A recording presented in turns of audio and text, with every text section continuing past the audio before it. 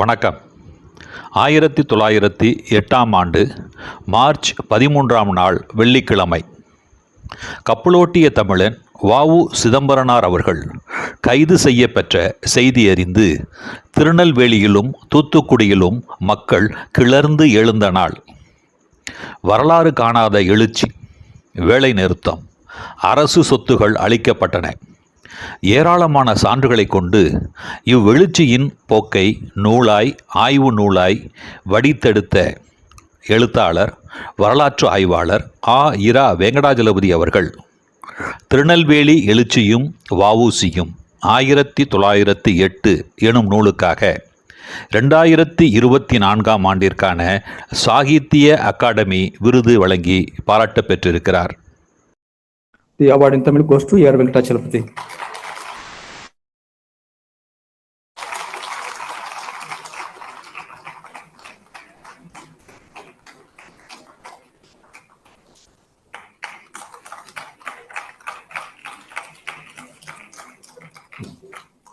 R. Venkatachalapati, born on 30th June 1967, is a professor at the Madras Institute of Development Studies, Chennai. A historian by training, he is also a translator and editor. Working in the interface of literature and history, he specializes in the social, cultural, and intellectual history of modern Tamil Nadu. Apart from his scholarly writings in English, Venkatachalapati has written and edited over 30 books in Tamil. His publications in English include Swadeshi Stream, V.O. Chidambaram Pillai, and the Battle Against the British Maritime Empire, The Brief History of a Very Big Book, Tirunelveli Eluchiyum Va.U.Chiyum, 1908, The Making of the Tamil Encyclopedia, etc. He has taught at universities in Tirunelveli, Chennai, and Chicago, and was the ICCR Chair Professor in Indian Studies at the National University of Singapore. He is a recipient of the V.K.R.V. Rao Prize and the Mahakavi Bharati Award. He has received the Vilakku Pudumai Pittan Award in 2018 and E.L. Viruddu in 2021, both for lifetime contribution to Tamil. Tirunelveli Eluchiyan Va.U.Ciyum 1908 is a lively and gripping narrative of series of events which took place at the height of the Swadeshi movement. On 13 March 1908, following the arrest of V.O. Chidambaram Pillai, a great nationalist and patriot, the people of Tirunelveli and Tuticorin rose up in protest. They attacked British government offices and burned European establishment. Following this, the police under the leadership of the district magistrate opened fire and killed many protesters. More than 100 protesters were convicted. In an act of collective retribution, a punitive police force was stationed. This protest found detailed mention in the infamous Sedition Rowlatt Committee report. This book, based on hitherto unknown documents, describes in chiseled prose not only the events but also the causes and consequences of the protest. Vivid in its narrative style, the book is full of interesting information. As such, Tirunelveli Eluchiyum Va.U.Chiyum 1908 is considered as an important contribution to the genre of non-fiction in Tamil.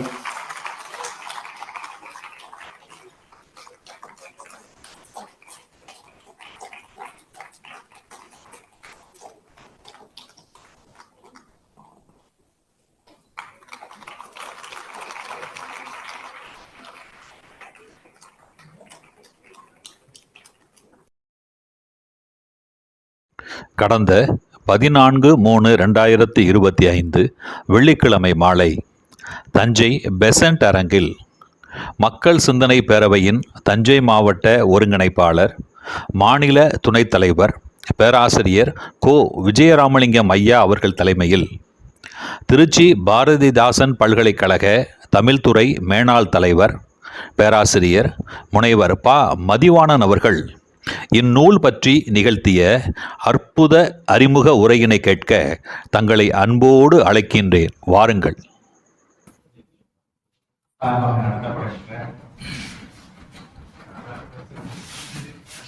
Sahitya Akademi விருது பெற்ற நம்முடைய வரலாற்றுக்குரிய ஆயிரா வேங்கராஜ எழுதிய திருநெல்வேலி எழுச்சியும் பாவசியும் என்ற நூல் அறிவுரையாளருக்கு பதினேற்றிருக்கின்ற அவர் அறிவுறுத்தி பதினேற்றிய பக்கஸ் தலைவர் மாநில தலைவர் பேராசிரியர் ராமலிங்க அவர்களை தேவமணி அவர்களை இருகரம் வரவேற்பு மகிழ்ச்சி அடைகின்றோம். அதுபோல ஒரு நூலுக்கு சிறந்த ஒரு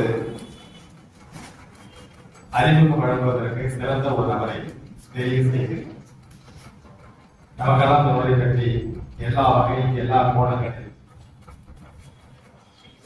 நமக்கு அறிவு செய்ய இருக்கின்ற மதிப்பிற்கும் போற்றுதலுக்கும் பெருமைக்குரிய பாரதிதாசன் பல்கலைக்கழகத்தினுடைய தமிழக துறை தலைவர் பேராசிரியர் பெருமைக்கு போற்றுதலுக்குரிய ஐயா மதிவாளன் அவர்களை பக்க சிந்தனை பேரவையின் சார்பாக வரவேற்பு மகிழ்ச்சி அடைகின்றோம். நிகழ்ச்சி எப்படி இருக்கின்றதோ பல நிகழ்ச்சிகள் நமது நிகழ்ச்சியை சொல்ல பல நிகழ்ச்சிகள் எப்படி இருக்கின்றதோ அதை தன்னுடைய காந்த குரலால் இதுக்காக அந்த நிகழ்ச்சியை முழுமையா கேட்கணும் அப்படிங்கிற இது நம்மை போன்ற அவர்களிடம் எழுதி சேர்க்கின்ற அன்பிற்கு மதிப்புக்குரிய இனிய நண்பர் கருணை ஜெயக்குமார் அவர்களை பக்கசந்தனை பேரவை சார்பாக எழுதி வரவேற்கின்றோம். எப்பொழுதும் ஒரு நிகழ்ச்சிக்கு அங்கே உரை நிகழ்த்துபவர்கள் சிறப்புரை ஆற்றவர்கள் எவ்வளவு முக்கியமானவர்களோ அந்த நிகழ்ச்சியை மேலும் மேன்மைப்படுத்தக்கூடியவர்கள் எதிரே வந்திருக்கின்றன. இதுல இருக்கிற எண்ணிக்கை மிக குறைவாக இருந்தாலும் ஒவ்வொருவரும் 1000 பேருக்கு சமமானவர். கொஞ்சம் நம்ம கற்பனை பண்ணி பார்த்தோம்னா தெரியும். இந்த சுதந்திர போராட்ட ஆரம்ப காலத்துல எத்தனை பேர் நல்லா கூடியிருப்பாங்க? 4 பேர் 5 பேர் கூடிதான் அது மிகப்பெரிய அளவுக்கு விரிவடைந்து ஒரு சுதந்திரத்தையே நாம் அடைந்துள்ளோம். அதுல சிறு தொடக்கம் என்பது மிகப்பெரிய ஒரு சிறு துளிதான் மிகப்பெரிய சமுத்திரமாக வருகிறது போல நீங்க அமைந்திருக்கிற ஒவ்வொருவரும் 1000 பேருக்கு சமமானவர். இந்த நிகழ்ச்சியை சிறப்பிப்பதற்கு நீங்கள் அவர்கள் கூறுகின்ற பொழுது அதை எந்த அளவில் எண்ணம் உலக எல்லாம் ஒருங்கிணைந்து உருவாக்குகிறீர்களோ அந்த அளவில் தான் அந்த நிகழ்ச்சி சிறந்து அந்த அளவில் நீங்க வந்திருக்கின்ற அறிஞர்கள் மக்கள் சார்ந்தவர்கள் அந்த பத்திரிகைகளை சார்ந்தவர்கள் உங்கள் அனைவரையும் எது கலந்து வர மகிழ்ச்சி அடைகின்றேன். என்னை பொறுத்தவரையில் நான் தனிப்பட்ட முறையில் ஒன்றே ஒரு நிறைவு செய்ய விரும்புகிறேன். இந்த சுதந்திரத்திற்கு எவ்வளவோ பேர் தன்னை உயிர் தியாகம் செய்து போராடி வந்தாலும் தனிப்பட்ட முறையில் என்னை பொறுத்தவரையில் தமிழகத்தைச் சேர்ந்த இருவரை எனக்கு மிகவும் பிடிக்கும். ஒருவர் பாவுசி அவர்கள், இன்னொருவர் பாரதியார். பாரதியார் சுதந்திரத்திற்கு மட்டுமல்ல இந்த இலக்கியத்துறைக்கு அவரை போல ஒரு பணியாற்றுவதற்கு இன்னொரு வருவாதார் என்பதெல்லாம் மிகப்பெரிய கேள்விக்குறி. அதே போல் இவர் ஒரு கோடீஸ்வரர் பிள்ளை. அவர் நினைத்திருந்தால் ஒரு வாழ்க்கையை எவ்வளவோ மகிழ்ச்சியாக வாழ்ந்திருக்கலாம். அதாவது அந்த சில பொருட்களை பார்த்தீங்கன்னா இருக்கிற கொடுக்கறத விட இல்லாம கொடுக்கும் போதுதான் அந்த மகிழ்ச்சி நிறைவேறும். அதே போல இவர் அவ்வளவு பெரிய கோடீஸ்வரராக இருந்து தன்னை அனைத்தையும் இழந்து ஒரு மனிதன் இவ்வளவுதான் கஷ்டப்படணுங்கிற எல்லையெல்லாம் தாண்டி கடினப்பட்டு இன்றும் வாழ்ந்து கொண்டிருக்கிறார். என்னை பொறுத்தவரை நம்மளை போன்ற என்னை போன்றவர்கள் சாதாரணமாக வாழ்வது பிறகு அடையாளம் இருக்குமா என்று தெரியாது. ஆனா இவர்களை போன்றவர்கள் எத்தனை நூற்றாண்டுகள் ஆனாலும் சரி இந்த சமுதாயத்தில் வாழ்ந்து கொண்டேதான் இருக்கின்றார்கள். அவருடைய புகழ் சேர்க்க நம்மை போன்றவர்கள் எல்லாம் தொடர்ந்து எந்த விதமான எதிர்பார்ப்பு தொடர்ந்து பணியாற்ற வேண்டும் என்று சொல்லி வாய்ப்பதற்கு நீங்க நன்றி விடைபெறுகிறேன். பெரியவர்கள், நண்பர்கள் அனைவருக்கும் தஞ்சை மாவட்ட மக்கள் சிந்தனை பேரவை சார்பில் மனமார்ந்த வணக்கத்தையும் வாழ்த்துக்களையும் தெரிவித்துக் கொள்கிறோம். இந்தியாவை பொறுத்தவரை சுதேசி இயக்கத்தின் பிறப்பிடம் வங்காளம் தான். அதற்கு உத்வேகம் கொடுத்தது ஆங்கிலேயர்கள் செய்த உதவிதான். 1905 கர்சன் பிரபு வங்காளத்தை பிரித்த போது ஏற்பட்ட அந்த உணர்ச்சி வேகம் அதற்கு அடுத்த ஆண்டு 1906 கல்கத்தா காங்கிரஸில் எதிரொலித்தது. கல்கத்தா காங்கிரஸில் ஒரு தீர்மானமே இயற்றுகிறார்.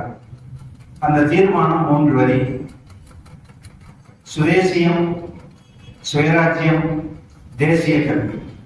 இந்த 3 தான். சுதேசியம், சுயராஜ்யம், தேசிய கல்வி. இந்த தேசிய கல்வி, சுயராஜ்யம் இதையெல்லாம் பின்னுக்கு தள்ளிவிட்டு சுதேசியம் முன்னாடி வரும். வங்காளத்தில் பற்றிய தீ, அந்த தீயை பற்ற வைத்தவர் பிபின் சந்திர பாலர்.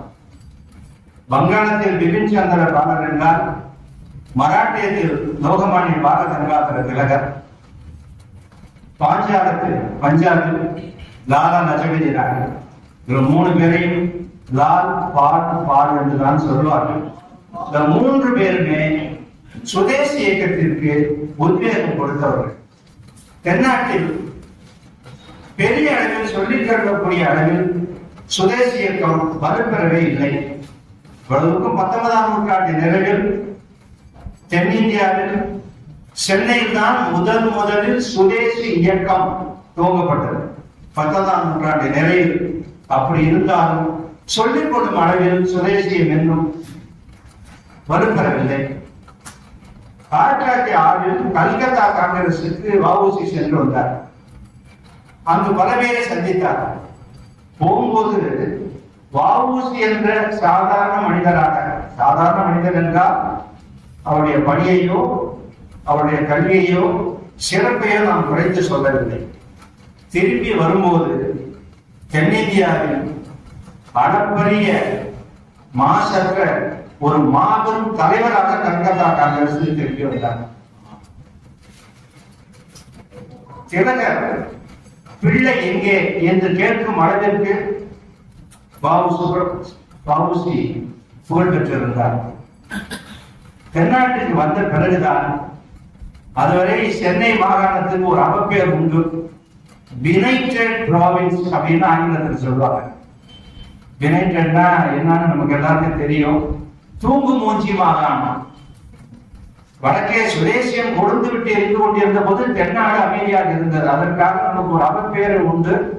சென்னைக்கு மட்டுமல்ல, அன்னைக்கு இருந்த சென்னை மாகாணம் எவ்வளவு பெரியதுன்னு உங்களுக்கு தெரியும். பெரும்பாலான தென் மாநிலங்கள் அதுக்கு பேரு தூங்கு மூஞ்சி மாகாணம். அந்த தூக்கத்தை கட்டி எழுப்பியவர் வஉசி. 1906 சுதேசி ஸ்டீம் நேவிகேஷனை துவங்கி தஞ்சை உட்பட பல ஊர்களுக்கு வந்து கப்பல் கம்பெனியை துவங்குவதற்கு எல்லா விதமான ஏற்பாடுகளையும் செய்து கொண்டு ஆங்கிலேயர்களுக்கு சிம்ம சொப்பனமாக இருந்தவர். இன்னும் சொல்ல போனால் தமிழ்நாடு காங்கிரஸ் கமிட்டிக்கு உயிர் கொடுத்தவரே வஉசி தான். அது பல பேர் அறியாது. எவரும் கூட்டம் நடத்துவதற்கு முன்னாலே வஉசி தான் தமிழ்நாடு காங்கிரஸ் கமிட்டி கூட்டத்தை தூத்துக்குடியில் நடத்தினார். அப்பேற்பட்ட மனிதர். இந்த நூலாசிரியர்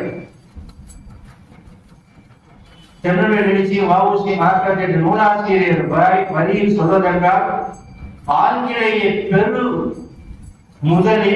முதல் என்னும் யானையின் மேல் சுதேசியம் என்னும் பெரு வேலை வஉசி எரித்தார் என்று 1000 வருடங்களுக்கு எழுதுகிறார். எப்படி அந்த துணிச்சல் அவருக்கு வந்தது என்று தெரியவில்லை என்று அவர் எழுதுகிறார். சுதேசியம் தென்னிந்தியாவில் கிடைத்தது என்றால் வஉசி தான் காரணம். அந்த தீயை அவர் தூத்துக்குடியில் பற்ற வைத்தார். அதுவரை இருந்த அந்த யுனைடெட் ப்ராவின்ஸ் என்ற பெயர் வரலாற்றில் இருந்து அழிக்கப்பட்டதற்கு அதற்கு பிதாமகர் மூல காரணம் வஉசி. 1908 ஒரு திங்கட்கிழமை மார்ச் 9 அன்னைக்கு தான் ஆரம்பிக்கிறார். அது என்ன நாடு என்றால், வங்காளத்தில் சுதேசிய தீயை பற்ற வைத்த பிபின் சந்திர பாலர் பல ஆண்டுகள் சிறையில் இருந்து விடுவிக்கப்பட்ட நாள். 1908 மார்ச் 9 அந்த நாளை சுதேசிய நாடாக தூத்துக்குடியில் கொண்டாட வேண்டும் என்று வஉசி விரும்பினார். திருவனந்தபுரத்தில் கால்நடையாகவே வந்து தூத்துக்குடி வந்து சேர்ந்த சுப்பிரமணிய சிவா துணை இருந்தார். திருவனந்தபுரம் எங்க இருக்கு, தூத்துக்குடி, அவ்வளவு தூரம் கால்நடையா வர்ற சுப்பிரமணிய சிவா. இந்த 2 பேரும் சேர்ந்த பிறகுதான் அது உத்வேகம் அடைகிறது. மேலும் அந்த தீ மேலும் பரவுகிறது.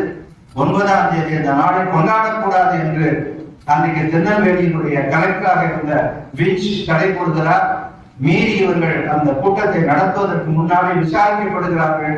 நாங்கள் கூட்டத்தை நடத்துவோம் என்று அந்த 1908 மார்ச் 9ஆம் தேதி திங்கட்கிழமை அந்த கூட்டம் நடக்கிறது. கைது செய்வதற்கு எல்லா முயற்சியும் நடக்கிறது. 10ஆம் தேதி கூட்டம் நடத்துகிறார்கள் தூத்துக்குடியில், 11ஆம் தேதி நடத்துகிறார்கள், 12ஆம் தேதி கைது செய்யப்படுகிறார்கள். 12ஆம் தேதி வியாழக்கிழமை. நம்மை பொறுத்தவரை சுதேசி எழுச்சி, இந்த திருநெல்வேலி எழுச்சி 1908 நடந்தது. மார்ச் 13 தான், நேற்றுதான் அந்த நாள். இந்த நாள் அமையாவிட்டாலும் அந்த கிழமை நமக்கு அமைந்திருக்கிறது. அந்த மார்ச் 13 ஒரு வெள்ளிக்கிழமை. அந்த தான் எழுச்சி. வீரராகவபுரம் என்ற திருநெல்வேலி பகுதியில் பற்றிய தீ எங்கெங்கோ சென்றது. பல நாட்கள் திருநெல்வேலி பற்றி எரிந்தது. இந்த வரலாறை எல்லாம், யாரும் அறியாத வரலாறை எல்லாம், ஒரு 17 வயது பையன், முதலாண்டு வணிகவியல் படித்துக் கொண்டிருந்த பையன் ஆயிரா வெங்கடாஜலபதி, ஒரு 17 வயது பையன் கனவில் என்ன பறக்கும்? வண்ணத்து பூச்சி தான் பறக்கும். ஆனால் நம்முடைய வெங்கடாஜலபதிக்கு 17 வயதில் அவர் எண்ணத்தில் கனவில் பறந்தது வஉசி என்னும் பறவை தான். அதுதான் பறந்தது. 1984 ஆயிரா வெங்கடாஜலபதிக்கு 17 வயது. அந்த 17 வயதில் வஉசியும் திருநெல்வேலியும் என்ற ஒரு கட்டுரை எழுதுகிறார். அந்த கட்டுரை எழுதிய பிறகு அன்றைக்கு இருந்த சூழ்நிலை அவர் அதை வெளியிட முடியவில்லை. அதற்கு பிறகு பல ஆண்டுகள் முயற்சி செய்கிறார். மோத்து ராஜகுமார் என்ற ஒரு மாபெரும் மனிதர் மக்கள் பதிப்பகம் என்ற ஒரு பதிப்பகத்தை நடத்தி கொண்டிருந்தார். அப்பொழுது வஉசியும் திருநெல்வேலி எழுச்சியும் என்ற நூலை அவர் அதை பதிப்பிக்கிறார். எத்தனை ஆண்டுகள் கழித்து? வெங்கடாஜலபதிக்கு 20 வயது ஆகும்போது 1987. அதற்கு பிறகு கிட்டத்தட்ட 30 ஆண்டுகள் ஓடிவிட்டன. மேலும் மேலும் அவருக்கு செய்திகள் கிடைக்கின்றன. ஆய்வு செய்து கொண்டே இருக்கிறார். ஒரே ஒரு செய்தி, பத்மநாத ஐயங்கார் என்பவர் வஉசியோடும் சுப்பிரமணிய சிவாவோடும் சிறைக்கு சென்றவர். அவர் பற்றிய வரலாறு என்பது எவருக்கும் தெரியாமல் இருந்தது. அவரை பற்றிய முழு வரலாறு எல்லாம் அந்த நூலில் கொடுத்திருக்கிறார். ஆய்வு செய்து அந்த நூலை 35 ஆண்டுகளுக்கு பிறகு அந்த நூலை வெளியிடுகிறார். எங்கு பார்த்தாலும் இந்த நூல் பரபரப்பாக பேசப்படுகிறது. வெங்கடாஜலபதியின் ஒரு மாஸ்டர் பீஸ் ஒர்க் என்றால் அவர் 1000 நூல் எழுதலாம், இதற்கு பிறகும் எழுதலாம். மாஸ்டர் பீஸ் என்றால் இந்த நூல் தான். இதற்குத்தான் கடந்த ஆண்டிற்குரிய சாகித்ய அகாடமி விருதை சென்ற 8ஆம் தேதி டெல்லியில் சென்று அவர் பெற்றார். இதே இவர் எழுதிய நூலை கடந்த 4 மாதங்களுக்கு முன்னால் சுதேசி ஸ்டீம் என்ற நூல், அது கப்பல் கதை. இது சிறை சென்ற கதை, அது கப்பல் கதை. அந்த கப்பல் விட்ட கதையை சுதேசி ஸ்டீம் நூலை இதே அரங்கத்தில் இங்கு அறிமுகப்படுத்தினோம். அவரும் அதையே சொன்னார். நான் கூறியது சரி இருந்தால் தஞ்சையில் தான் அது 87 புத்தகங்கள் பெற்று தேர்ந்தது. பல பேர் கேட்டுக்கொண்டே இருந்தார்கள், வாங்கி அனுப்பினோம். அதே போல இந்த புத்தகம் நாம் நினைத்தது ஒரு 50 புத்தகம் விற்கும் என்று நாம் நினைத்தோம். ஆனால் 75 புத்தகங்கள் பணம் செலுத்தி புத்தகத்தை வாங்கி கொண்டார்கள். இனிமேல் பணம் புத்தகம் வேண்டும் என்றால் வாங்கித்தான் கொடுக்க வேண்டும். இந்த நூலுக்கு ஒரு சிறப்பு என்னவென்றால், ஐயா மதிவாணன் இருக்கிறார் அல்லவா, இந்த நூல் வெளியிடும் போது மூலப்பிரதிகளை பார்த்து விடை திருத்தி கருத்துக்களை சரிபார்த்து செம்மைப்படுத்தி கொடுத்தவர்களில் மதிவாணன் ஐயா அவர்கள். எங்க 2 பேருக்கு ஒரு ஒற்றுமை உண்டு. நாங்க 2 பேரும் ஒரே காலேஜில் படிச்சிருந்தாங்க. ஊட்டி கல்லூரியில அவரும் படிச்சாரு, நானும் படிச்சேன். அந்த பக்கத்துல உட்கார்ந்துனா அங்கதான் படிச்சிருக்காரு. எங்க உள்ள அப்படி ஒரு ஒற்றுமை மேலே இல்ல. இவர் சர்வோஜில படிச்சவர். அதனால இவர் அந்த நூலுக்கு வெளியிடுவதற்கு மிக தூண்டுகோலாக இருந்தவர். அந்த நூலை பற்றி முழுமையாக எழுத்தெண்ணி படித்தவர். ஆகவே இந்த நூலை அறிமுகப்படுத்துகிற தகுதி அவருக்கு இருக்கிறது. இவர் தஞ்சாவூர்காரர், இன்னொரு தஞ்சாவூர் இருக்காரு. அவர் வெளியே வரமாட்டாரு, சொல்லவும் மாட்டாரு, அரங்கத்துலதான் இருக்காரு. இந்த நூலை யாருக்கு சமர்ப்பித்திருக்கிறார் என்றால் ஆயிரா வெங்கடாஜலபதி செல்வ பாண்டியன் என்கிற ஒரு பொறியாளர், இவரோடு சேர்ந்து வட்டமிட்டுக் கொண்டே இருப்பவர், தமிழ் பல்கலைக்கழகத்தில் பொறியாளராக பணியாற்றி ஓய்வு பெற்றவர் இங்கே இருக்கிறார். அவருக்கு தான் இந்த நூல் சமர்ப்பிக்கப்பட்டிருக்கிறது. பாரதி காந்தி வாய்ப்பூசி ஆய்வுலகத்தில் அதி, பதி, மதி என்று 3 பேரை சொல்வார்கள். அதி என்பது பழ அதியமான், மதி என்பது பா மதிவாணன், இன்னொருவர் பதி என்பவர் வேங்கடாசலபதி. அதி, பதி, மதி இந்த 3 பேரும் இதில் இணைந்து பணியாற்றதன் விளைவாகத்தான் இந்த நூல் வெளியே வந்திருக்கிறது. அந்த நூலை அறிமுகப்படுத்துகிற வாய்ப்பு நமக்கு கிடைத்தது. நமக்கு கிடைத்திருக்க பெரும்பேறு. இந்த காலகட்டத்தில் தேசிய சிந்தனை, சுதந்திர உணர்ச்சி எல்லாம் இளைஞர்களுக்கு கொண்டு போய் சேர்க்க வேண்டிய கட்டாயத்தில் நாம் இருக்கிறோம். மக்கள் சிந்தனை பேரவை அந்த திசையில் தொடர்ந்து பயணித்துக் கொண்டிருக்கிறது. என்ன ஒரு வருத்தம் என்றால், இங்க எல்லாம் மேடையில் இருப்பவர்கள் சேர்த்து இங்கே கீழே இருப்பவர்கள் எல்லாம் பெரும்பாலும் 60 கடந்தவர்கள். இளைஞர்கள் எவராது வந்தால் இந்த கூட்டம் மேலும் சிறப்புற்றி இருக்கும் என்பதோடு உங்கள் அனைவருக்கும் இந்த மகிழ்வான மாலை வணக்கத்தை மீண்டும் தெரிவித்து அமைகிறேன். வணக்கம். அனைவருக்கும் வணக்கம். குறிப்பாக தஞ்சாவூர் மாவட்டத்தினுடைய மக்கள் சிந்தனை பேரவைக்கு அதனுடைய தலைவர், பொதுக்குழு உறுப்பினர், 2 பேர் ஆகிய அனைவருக்கும் என்னுடைய வணக்கத்தையும் நான் தெரிவித்துக் கொள்கிறேன். பொதுவாக ஒரு சொல்வார்கள், இது போல இந்த நூல் அறிமுகங்களை செய்கிற போது அந்த மதிப்புக்காக ஒருத்தர் தலைவராக போடுவாங்க.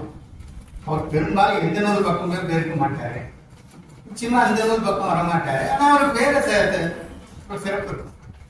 அதுதான் பேசுறவங்களுக்கு வசதி. ஏன்னா அவங்க தலைப்புக்குள்ள அவங்க போக மாட்டாங்க. ஆனா இப்ப நம்முடைய தலைவர் என்ன பண்ணிட்டாங்க, என்னுடைய உடையில பாதிய காலி பண்ணிட்டாரு.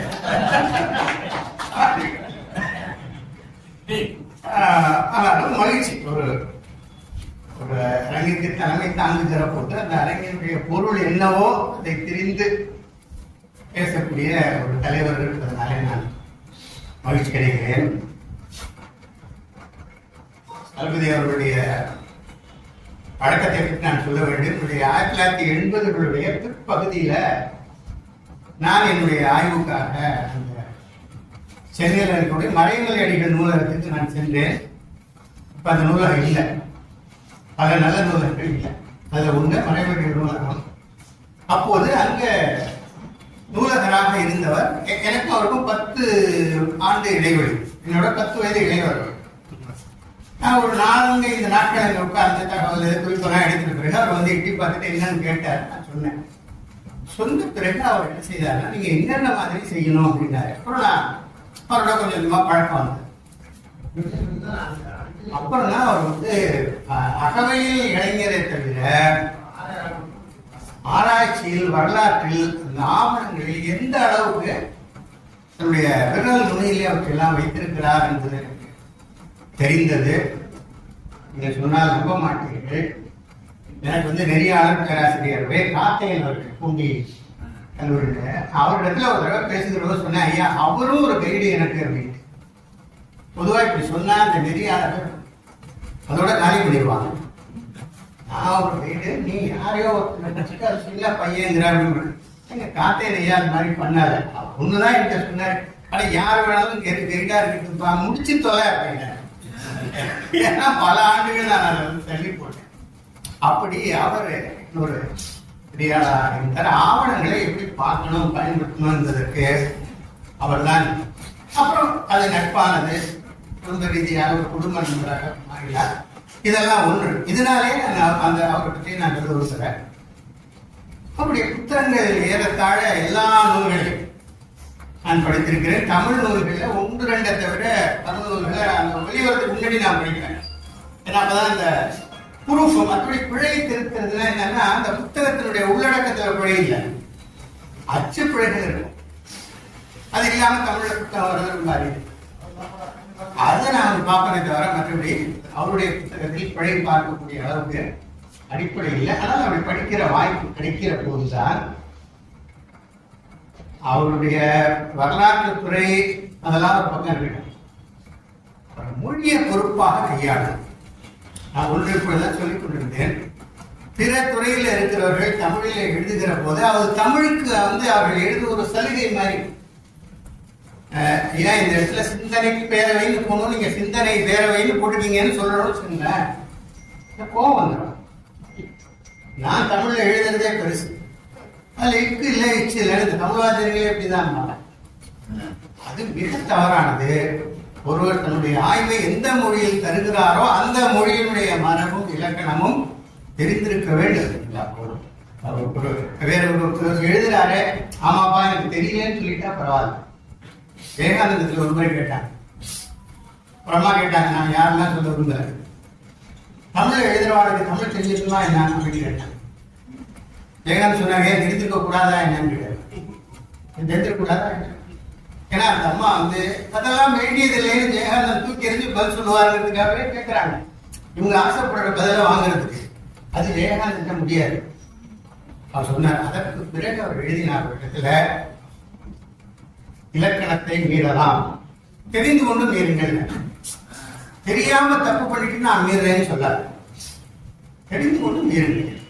அப்படி தெரிந்து கொண்டு எழுதுகிற ஒருவர் அந்த மொழியின் மீது அவ்வளவு நுட்பமும், அதே போல அந்த இலக்கியங்கள்ல இலக்கிய தோய்வு இருக்குல்ல, பான் கலந்து மாணிக்க வாசகன் சொன்ன மாதிரி உன் வாசகத்தை நான் கலந்து பாடுதல், அப்படி தமிழ் இலக்கியங்களை அவர் கலந்து படித்தவர். அதுக்கான சான்றுகள் நான் இதுலன்னு சொல்றேன். திருவாசக பதிப்புகள் எல்லாம் ஒரு பாடல் இருக்கும், யாரோ ஒரு புலவருடைய எழுதிய பாடல். ஆரணம் கான் என்பர் அந்தனர், திருவாசகம் இல்ல, திருக்கோவையார் என்று ஒரு காதல் நூல், ஆனால் அது அருள் நூல்.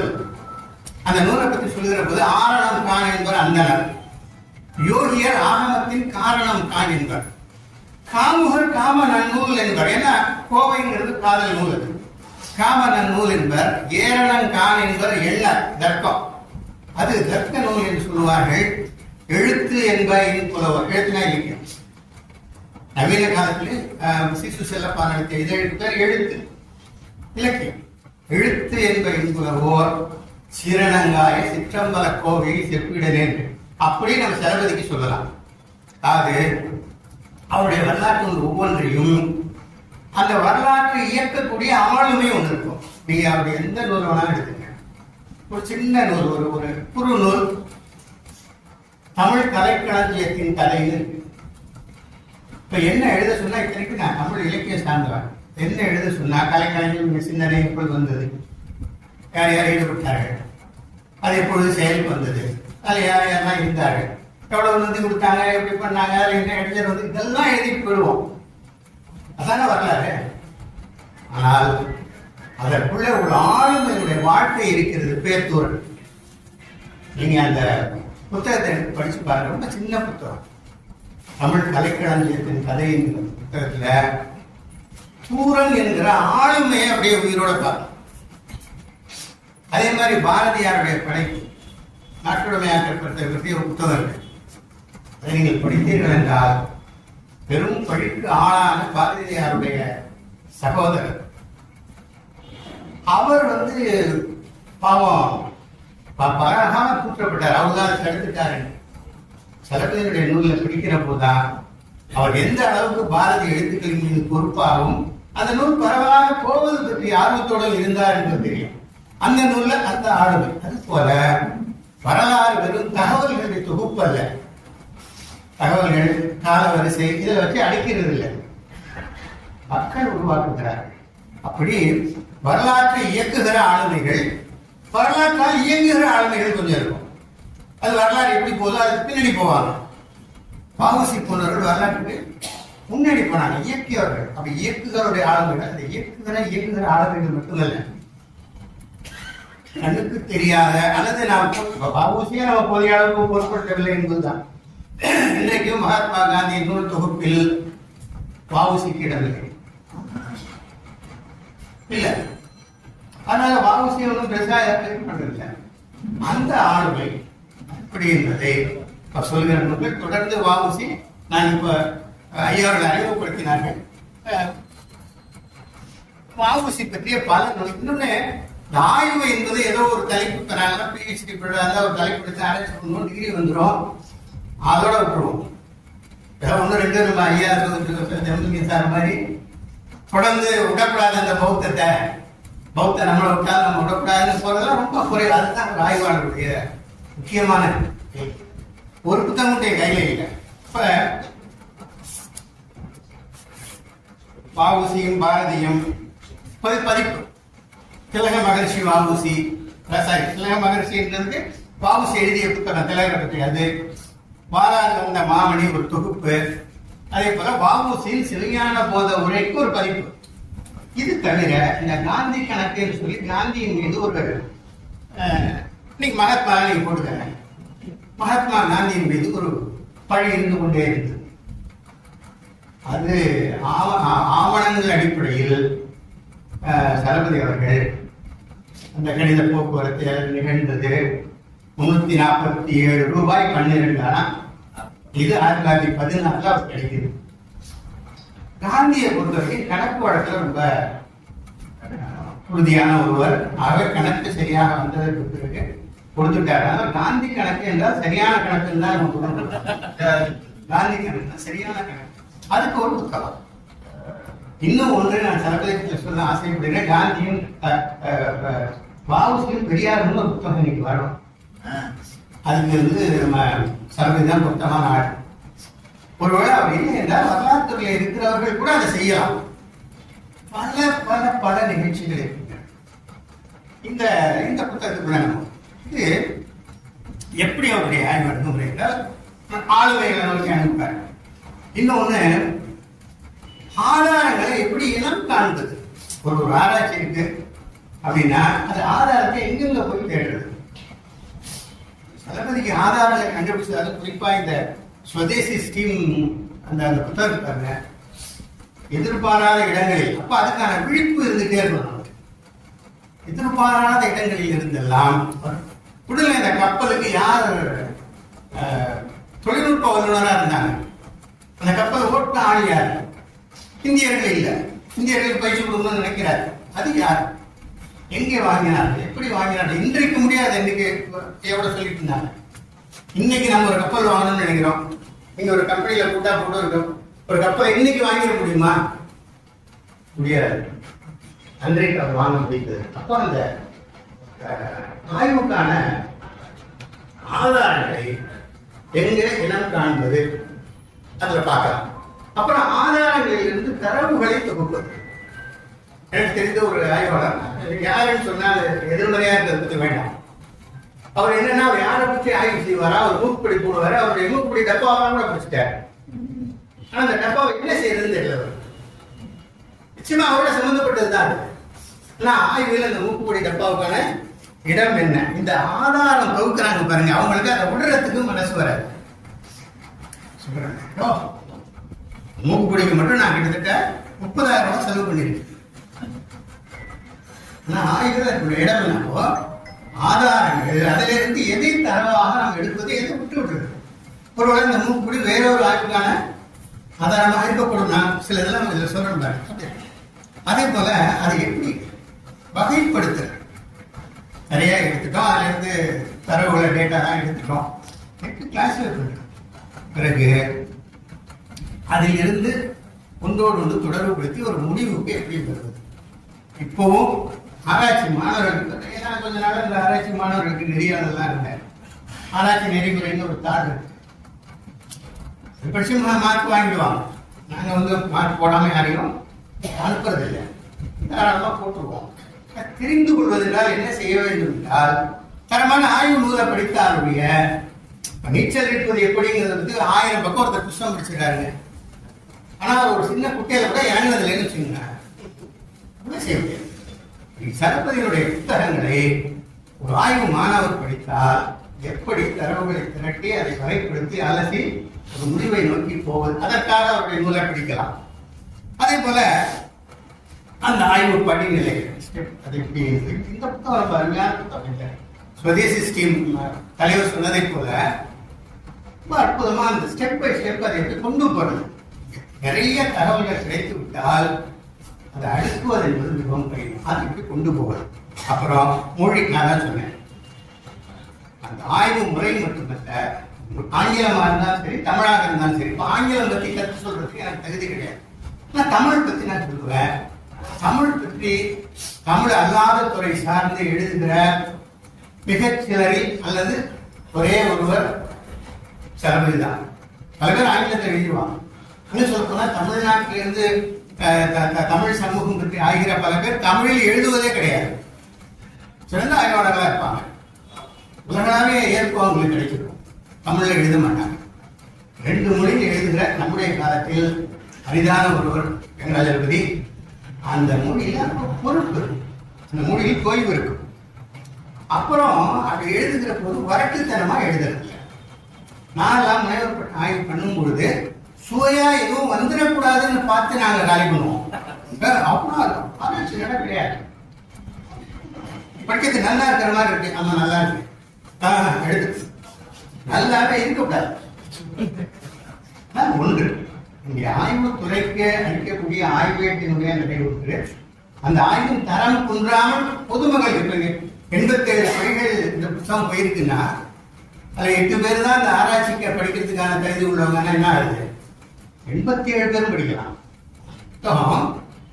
வரலாற்று ஆதாரங்களில் இருந்து வழுவாமல் இயல் தலைப்பெல்லாம் பார்த்தீங்கன்னா முழுவதும் கடல் கப்பல் சார்ந்தே இருக்கும்.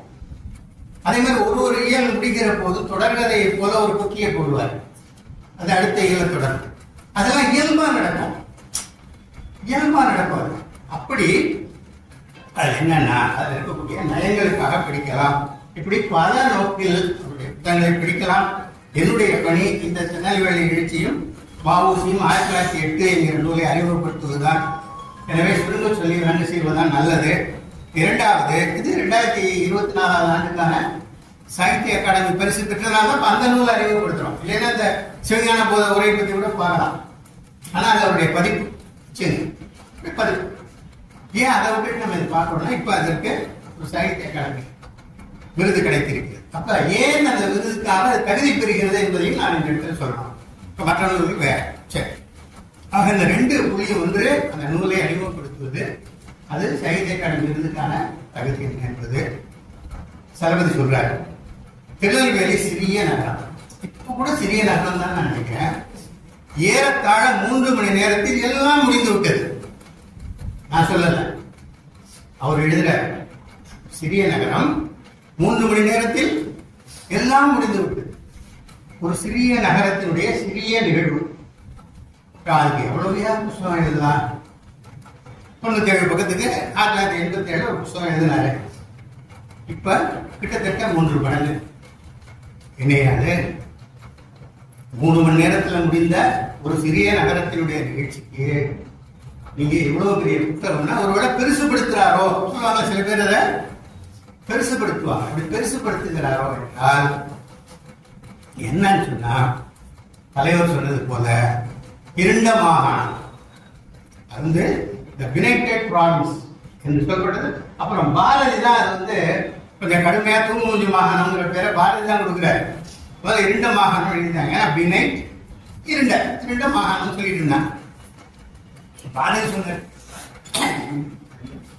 இருண்ட மாகாணமாவது ஒன்னாருப்பா, தூங்கு மூஞ்சி பசங்க மாகாணம்னு அர்த்தம் வராது என்று அவர் சொன்னார். அப்ப இருண்ட மாகாணம் என்கிற இழிவை துடைத்த நிகழ்வு அது. 3 மணி நேரம்னா சும்மா இல்லை, அது ஒரு பெரிய இழிவை துடைத்தது. அந்த வகையில் தான் பெருமை என்பதற்கு பெருசுன்னு ஒரு அர்த்தம் இருக்கு. பெருமை கோழிங்கிற அர்த்தம் இருக்குது, பெருமைன்னா பெரியதுங்கிற பொருள் இருக்கு. 2 அர்த்தத்திலேயும் அது ஒரு பெரிய நிகழ்வாக இருந்தது. அந்த நிகழ்வை பற்றிய வகையான ஆதாரங்கள் பின்னால் எடுத்து பார்த்தீங்கன்னா தெரியும். வகையான ஆதாரங்கள். அந்த நிகழ்வுக்கு முன்னால் எதெல்லாம் நடந்து அந்த நிகழ்வு நடந்தது திடீர்னு வர முடியாது. மார்க்சியர்கள் சொல்லுவாங்க, அந்த அளவு மாற்றம் பண்பு மாற்றமா மாறுது. தண்ணி கொதிச்சுக்கிட்டே வரும், அந்த அளவு மாற்றம் அப்படியே வரும். ஒரு கட்டத்துல டக்குன்னு ஆவி வந்துடும். அந்த கொதிநிலை வருவதற்கு முன்னால் அது ஒரு ஒரு செயல்முறை அதுக்கு இருக்கு. அது சொல்றாரு எப்படி அது வந்தது, அதனுடைய விளைவுகள் என்ன, அதை சொல்றாரு. அதோடு தொடர்புடைய பல 1-2 சின்ன புத்தகத்துக்குள்ள எத்தனை ஆளுமைகள் வராங்க, எதிர்மறையான ஆளுமைகளையும் நம்ம கணக்கில் எடுத்துக்கணும். அவ்வளவு இப்படி விரிகிற போதுதான் அந்த நூலுடைய பெருமை. 2 அர்த்தத்தில் சொல்றேன். ரொம்ப பெருமையான நூல், இன்னொன்று அளவில் பெரிய நூல் வருகிறது. அதை அவர் கோட்பாட்டு ஒளியில் தருகிறார். முக்கியம், வரலாற்று கோட்பாடு என்று ஒன்று இருக்கிறது. வரலாறு என்றால் ஆதாரங்களை அடுக்குவதல்ல. சரி சொல்றார், அவர் சொல்றாரு, நான் சொல்கிறேன். வரலாறு என்ற பெயரில் கதை விடும் தமிழ் மனப்பாங்குக்கு மாற்று எழுத்து ஆவண வழிபாடாக இருக்க முடியாது. ஒருவகை அவருடைய நடைக்கே இது சார்ந்து எப்படி அந்த மொழியை கையாளுறாரு பாருங்க. வரலாறு என்ற பெயரில் கதை விடும் தமிழ் மனப்பாங்குக்கு மாற்று எழுத்து ஆவண வழிபாடாக இருக்க முடியாது. இது ஒரு கோட்பாடு. வரலாற்றில் வெறும் ஆவணங்களை நம்பக்கூடாது. இன்னைக்காக ஆவணத்தை நம்பக்கூடாதுன்னா கல்வெட்டுகளை நம்புறது பற்றி எச்சரிக்கை. பொதுவா நமக்கு இந்த நாயக வழிபாடு, ஹீரோ ஒர்ஷிப்ல நம்ம ரொம்ப ஆர்வம் உள்ள ஒரு சமூகம். அதனால நம்ம என்ன பண்ணோம், ஒரு ஹீரோவை எப்படியாவது கட்டமைச்சுக்கிட்டே இருக்கோம். ஆவணங்களை ஹீரோவை கட்டமைக்கும். நீங்க ஆவணங்களை கேள்வி கேட்க வேண்டும். அது சொல்றாரு. நூலுக்கு பின்னால ஒரு சான்று பட்டியல் கொடுக்குறாரு. முதல்ல கொடுக்கறது ஆவணங்கள் தான். அப்ப ஆவணம் வேண்டாம்னு சொல்லல, ஆவணத்தை வழிபடாதீர்கள். முதல்ல அது கொடுக்கிறது ஒன்று தமிழ்நாடு ஆவணக்காகவோ, அதுதான் நான் பெரும்பாலான தகவல் எடுத்த என்னுடைய அறிவுக்கு. இன்னொன்று இந்திய தேசிய ஆவண காப்பகம் டெல்லி. இதில் மொழி பொறுப்புக்கு நான் சொல்றேன். அது எப்படி கொடுத்துருப்பாருன்னா, நீங்க இந்திய தேசிய ஆவண காப்பகம் எழுதினா போதும், அவர் இந்திய தேசிய குறித்து கொண்டிருப்பார். இது ரொம்ப முக்கியம். அது இல்லைன்னா பொருள் விளங்காதான் விளங்கும். ஆனா மொழிக்கு ஒரு இயல்பு, அதை அவர் கடைபிடிக்கிறார். அப்புறம் இதழ்கள், 11 இதழ்கள். பொதுவாக நம்ம ஆவணங்களை பாதுகாக்கக்கூடிய ஒரு பண்பு நமக்கு இல்லைன்னு சொல்லுவாங்க. அப்படி கிடைத்த இதழ்கள் 11 இதழ்கள், கையெழுத்து புட்டிகள், அப்புறம் நூல்கள், கட்டுரைகள், தமிழ்லையும் ஆங்கிலத்திலையும் இவ்வளவும் கொடுக்கிறார். அப்ப எழுத்து ஆவணத்தை வழிபடக்கூடாது என்று சொல்கிறார் தளபதி. எழுத்து ஆவணங்களை கொடுக்கிறார். அதுல உள்ள அந்த எவ்வளவு ஆவணங்கள் பார்த்திருக்கிறாரு, அதுக்கு எவ்வளவு தூரம் கால செலவு பண்ணிருக்கணும், எவ்வளவு உழைக்கணும், இதெல்லாம் அதுல இருந்து நம்ம தெரிஞ்சுக்கணும். நீங்க இன்னைக்கு ஒரு எண்ட் ப்ராடக்ட் அது முடிவா நமக்கு கிடைக்கும் போது அதனுடைய அந்த இது தெரியாது. ஒரு சின்ன தகவலுக்கு பல மாதங்கள் ஆகும், பல ஆண்டுகள் ஆகும். இந்த புத்தகத்துக்கான வரலாற்றை நீங்க பார்த்தீங்கன்னா சில தகவலுக்கு அவருக்கு பல ஆண்டுகள் கூட ஆகும். இதுக்கு பிறகு கூட கிடைக்கலாம். இந்த சுதேசி ஸ்கீம் வந்ததற்கு பிறகு 12 ஆதாரங்கள் வந்தது. இங்க வ.உ.சி. தாசர் ஒருத்தர் இருக்கிறார், வெங்கையா முருகன் வீட்டு. இங்க வ.உ.சி. மூக்குடியிருப்பா கூட அவர் எடுத்து வச்சுக்கக்கூடிய ஆள்தான். அவர் பிறகு சிலரெல்லாம் நீங்க இருக்கிறார் போட்டார் வரும். ஆனால் கோட்பாடு இருக்குமானால் இந்த வரலாற்றை நாம் என்ன செஞ்சிட முடியும், நம்மால் பெரிய பிறழ்வு இல்லாமல் எழுதிவிட முடியும். இவர் இந்த நூல் எந்த அளவுக்கு ஆதாரங்களை சார்ந்திருக்கிறது என்பதற்கு 2வது இயல் இருக்குது, எழுச்சி. அதான் 2வது இயல். முதல் இயல் அறிமுகம், எழுச்சி. அந்த அதுக்கு மட்டும் கிட்டத்தட்ட ஒரு பக்கம் முழுவதும் என்னென்ன ஆதாரங்களின் அடிப்படையில் இந்த எழுச்சி என்கிற இயல் எழுதப்பட்டது. அப்போ ஆவணங்களை வேண்டாம் என்று அவர் சொல்லவில்லை. அது மட்டும் இல்ல, வரைபடம் தேவையான இடத்துல வரைபடத்தை கொடுக்கிறார். அந்த வரைபடமும் ஆவணத்திலே தான் கொடுக்கிறார். பவர் பாயிண்ட் மாதிரி போடலாமான்னு நினைச்சேன், அது ரொம்ப சங்கடமா இருக்கும். அதுல 35வது பக்கம் தான் நினைக்கிறேன். 35வது பக்கத்துல அந்த திருநெல்வேலி எழுச்சி நடந்த அந்த பகுதி இருக்குல்ல, அது பற்றிய ஒரு வரைபடம் ஒன்று இருக்குது 35வது பக்கத்துல. இந்த வரைபடத்தை அவர் கூட ஆவணத்துல இருந்து எடுக்கிறார். அதுதான் அவர் போடாம ஆவணங்கள் இருந்து எடுக்கிறார்.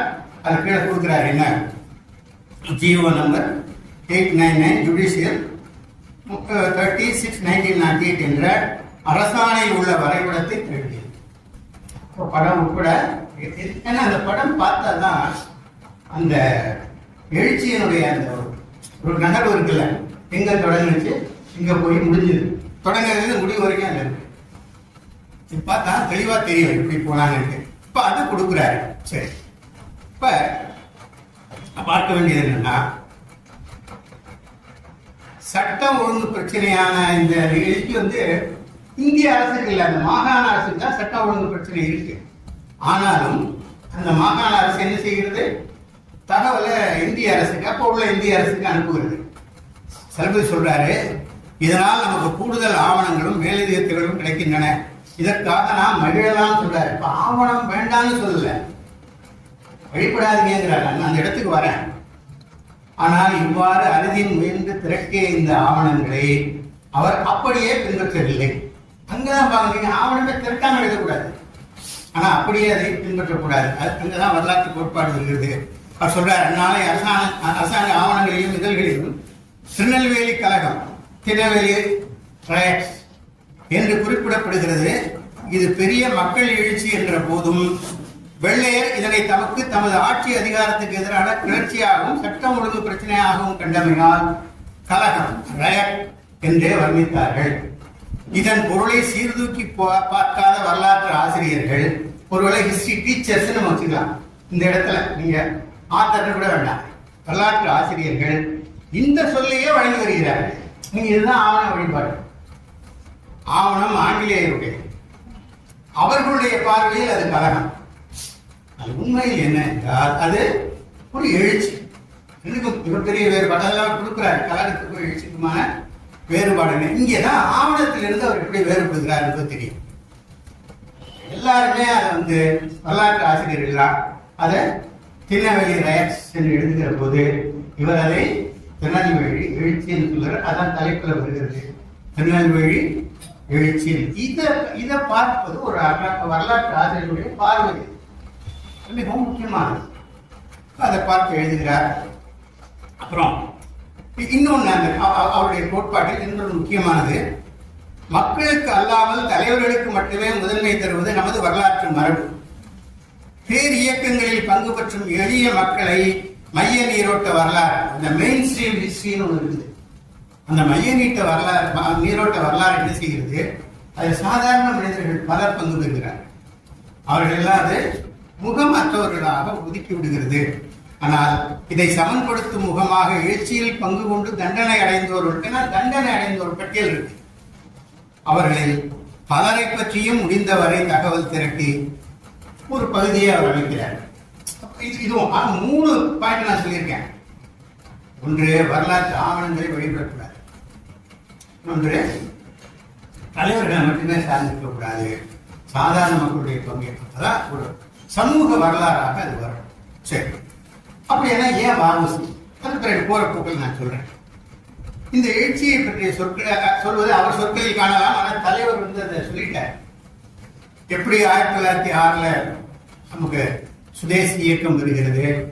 அப்படி சுதேசி இயக்கம் வருகிற போது வங்காளத்தில் அது உச்சத்தில் இருக்கிறது. பிறகு பஞ்சாப்ல, மராட்டியத்தில், இங்கெல்லாம் இருக்கு. தமிழ்நாட்டில் ஒன்றும் காணும். தமிழ்நாட்டு மூஞ்சி மாகாணம் ஒன்றும் இல்லை. அப்படிப்பட்ட அதுல ஒரு வித்தியாசமான ஒரு நிகழ்வு இங்கே நடக்கிறது. சொல்றார், இந்த தருணத்தில் வ.உ.சி., சிவா, பத்மநாப ஐயங்கார் 3 பேர் ஆகியோர் மார்ச் 12ஆம் தேதி பிற்பகல் கைதாக, இந்த கைதுக்கு முன்னால் உள்ள நிகழ்வுகள் தான் இந்த 500 பக்கத்து சுதேசி முக்கியமான வ.உ.சி. அதுல இன்னும் 2 பேர் இருக்காங்கல்ல, அதுலயும் ஏன் வ.உ.சி. என்றால் நீங்கள் வரலாற்றை பார்த்தால் தெரியும். வ.உ.சி. தான் அதோட ஒரு முக்கியமான ஒன்று சக்தி. இத்தனைக்கு சாதாரண ஆள், 2ஆம் நிலை ப்ளீடர்னு போறாரு. வக்கீல், லாயர் இல்லை, அட்வொகேட் இல்லை, ஃபர்ஸ்ட் லெவல் கூட இல்லை, செகண்ட் லெவல் ப்ளீடர். ஆனால் அவர் எப்படி இந்த வரலாற்றின் முன்னுக்கு வருகிறார்னா, வரலாற்றை இயக்குகிற சக்தியாக ஆளுமைகள் வருவது சொல்றாரு. அது என்ன முக்கியமானு சொன்னா, இவர்கள் 12ஆம் தேதி பிற்பகல் கைதாக அடுத்த நாள் திருநெல்வேலி, தூத்துக்குடியில் எழுச்சி ஏற்பட்டது. திருநெல்வேலி எழுச்சியின் முகாமையான பண்பு. அப்புறம் மொழியை கையாளதுல முக்கியமான எழுதாம முகாமையான எழுதுவார். பிறகு நான் சொல்றேன், முகாமையான பண்பு அதன் அரசியல் தன்மையே ஆகும். சாதி, மதம், தொழில், வர்க்கம், பிராந்தியம் என்ற அடையாளங்களுக்கு அப்பாற்பட்டு அரசியல் கருத்துக்களை சார்ந்து மக்கள் திரள் ஒன்று அணிதிரண்டு செயல்பட்டது. இதற்கு முன்னால் அப்படி அரசியல் திரட்சி இல்லை என்பதுதான். இதுதான் முதல்ல தமிழ்நாட்டில். அப்ப என்ன செய்யறாருன்னா, கலகம் நடக்குதா தமிழ்நாட்டில்? என்ன நடக்குது? அது பெரும்பாலும் என்னவா நடக்குது? சாதி கலகங்களாக இருக்கின்றன. வெள்ளையருடைய அல்லது ஆங்கிலேய, வெள்ளையருங்கிற வார்த்தை வந்து நீங்க ஆங்கிலேயத்துக்கு போட்டுங்க சொல்லக்கூடாது. ஆங்கிலேயருடைய ஆவணங்கள் அதை பதிவு செய்கிறது.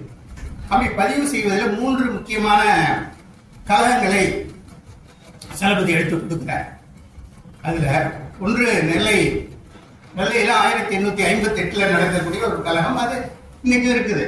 அந்த முக்கியமான வீதியில் தாழ்த்தப்பட்டவருடைய உடலை கொண்டு செல்வது தொடர்பாக அப்போ ஒரு பெரிய கலவரம் நடக்கிறது, துப்பாக்கி சூடு நடக்கிறது.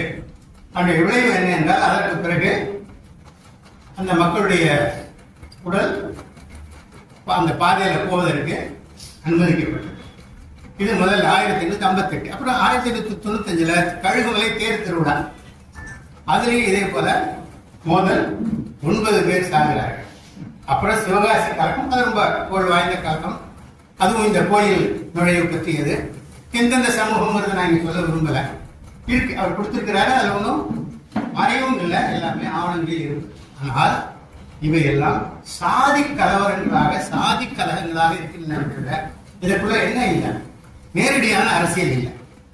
மேற்குறித்த நிகழ்வு சமூக முரண்பாடுகளின் விளைவாக நிகழ்ந்தது என்றால், இந்திய விடுதலை இயக்கத்தின் ஒரு பகுதியாக 20ஆம் நூற்றாண்டின் தொடக்கத்தில் தென்னகத்தில் முதல் கலகம்ங்கிறத அவர் வந்து ஒரு மேற்கோள் குறிப்புல கொடுக்கிறார். அப்படின்னா கலகம்னு எடுத்துக்க கூடாதுன்னு அர்த்தம்.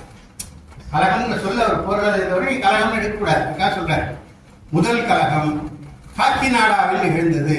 இன்றைய ஆந்திர பிரதேசத்தில் உள்ள காக்கிநாடா அப்போதைய சென்னை மாகாணத்தின் ஒரு பகுதி, அப்போ மெட்ராஸ் பிரசிடென்சியில ஒரு பகுதியாக இருந்தது. இது 1907 மே 31. இதுல இன்னொன்று நான் இந்த இடத்துல சொல்ல விரும்புகிறேன். 1907 மே 31, 1908 மார்ச் 8 அது முதல். அப்படின்னா இது போல வரலாற்று நிகழ்வுல முதல் 2வது அவனும் பெரிய பெரிய பொருள் இல்லை. முக்கியத்துவம் இருக்குது, இல்லைன்னு மறுக்கல. ஆனா நாங்க தான் முதல்ல, தமிழகம் தான் முதலில் விடுதலை போராட்டத்தில் இறங்கியது, இல்ல பஞ்சாப் தான் இறங்கியது, இல்ல அதுதான் இறங்கி, எந்த சூழலில் இறங்கியது நீ பார்க்கணும்.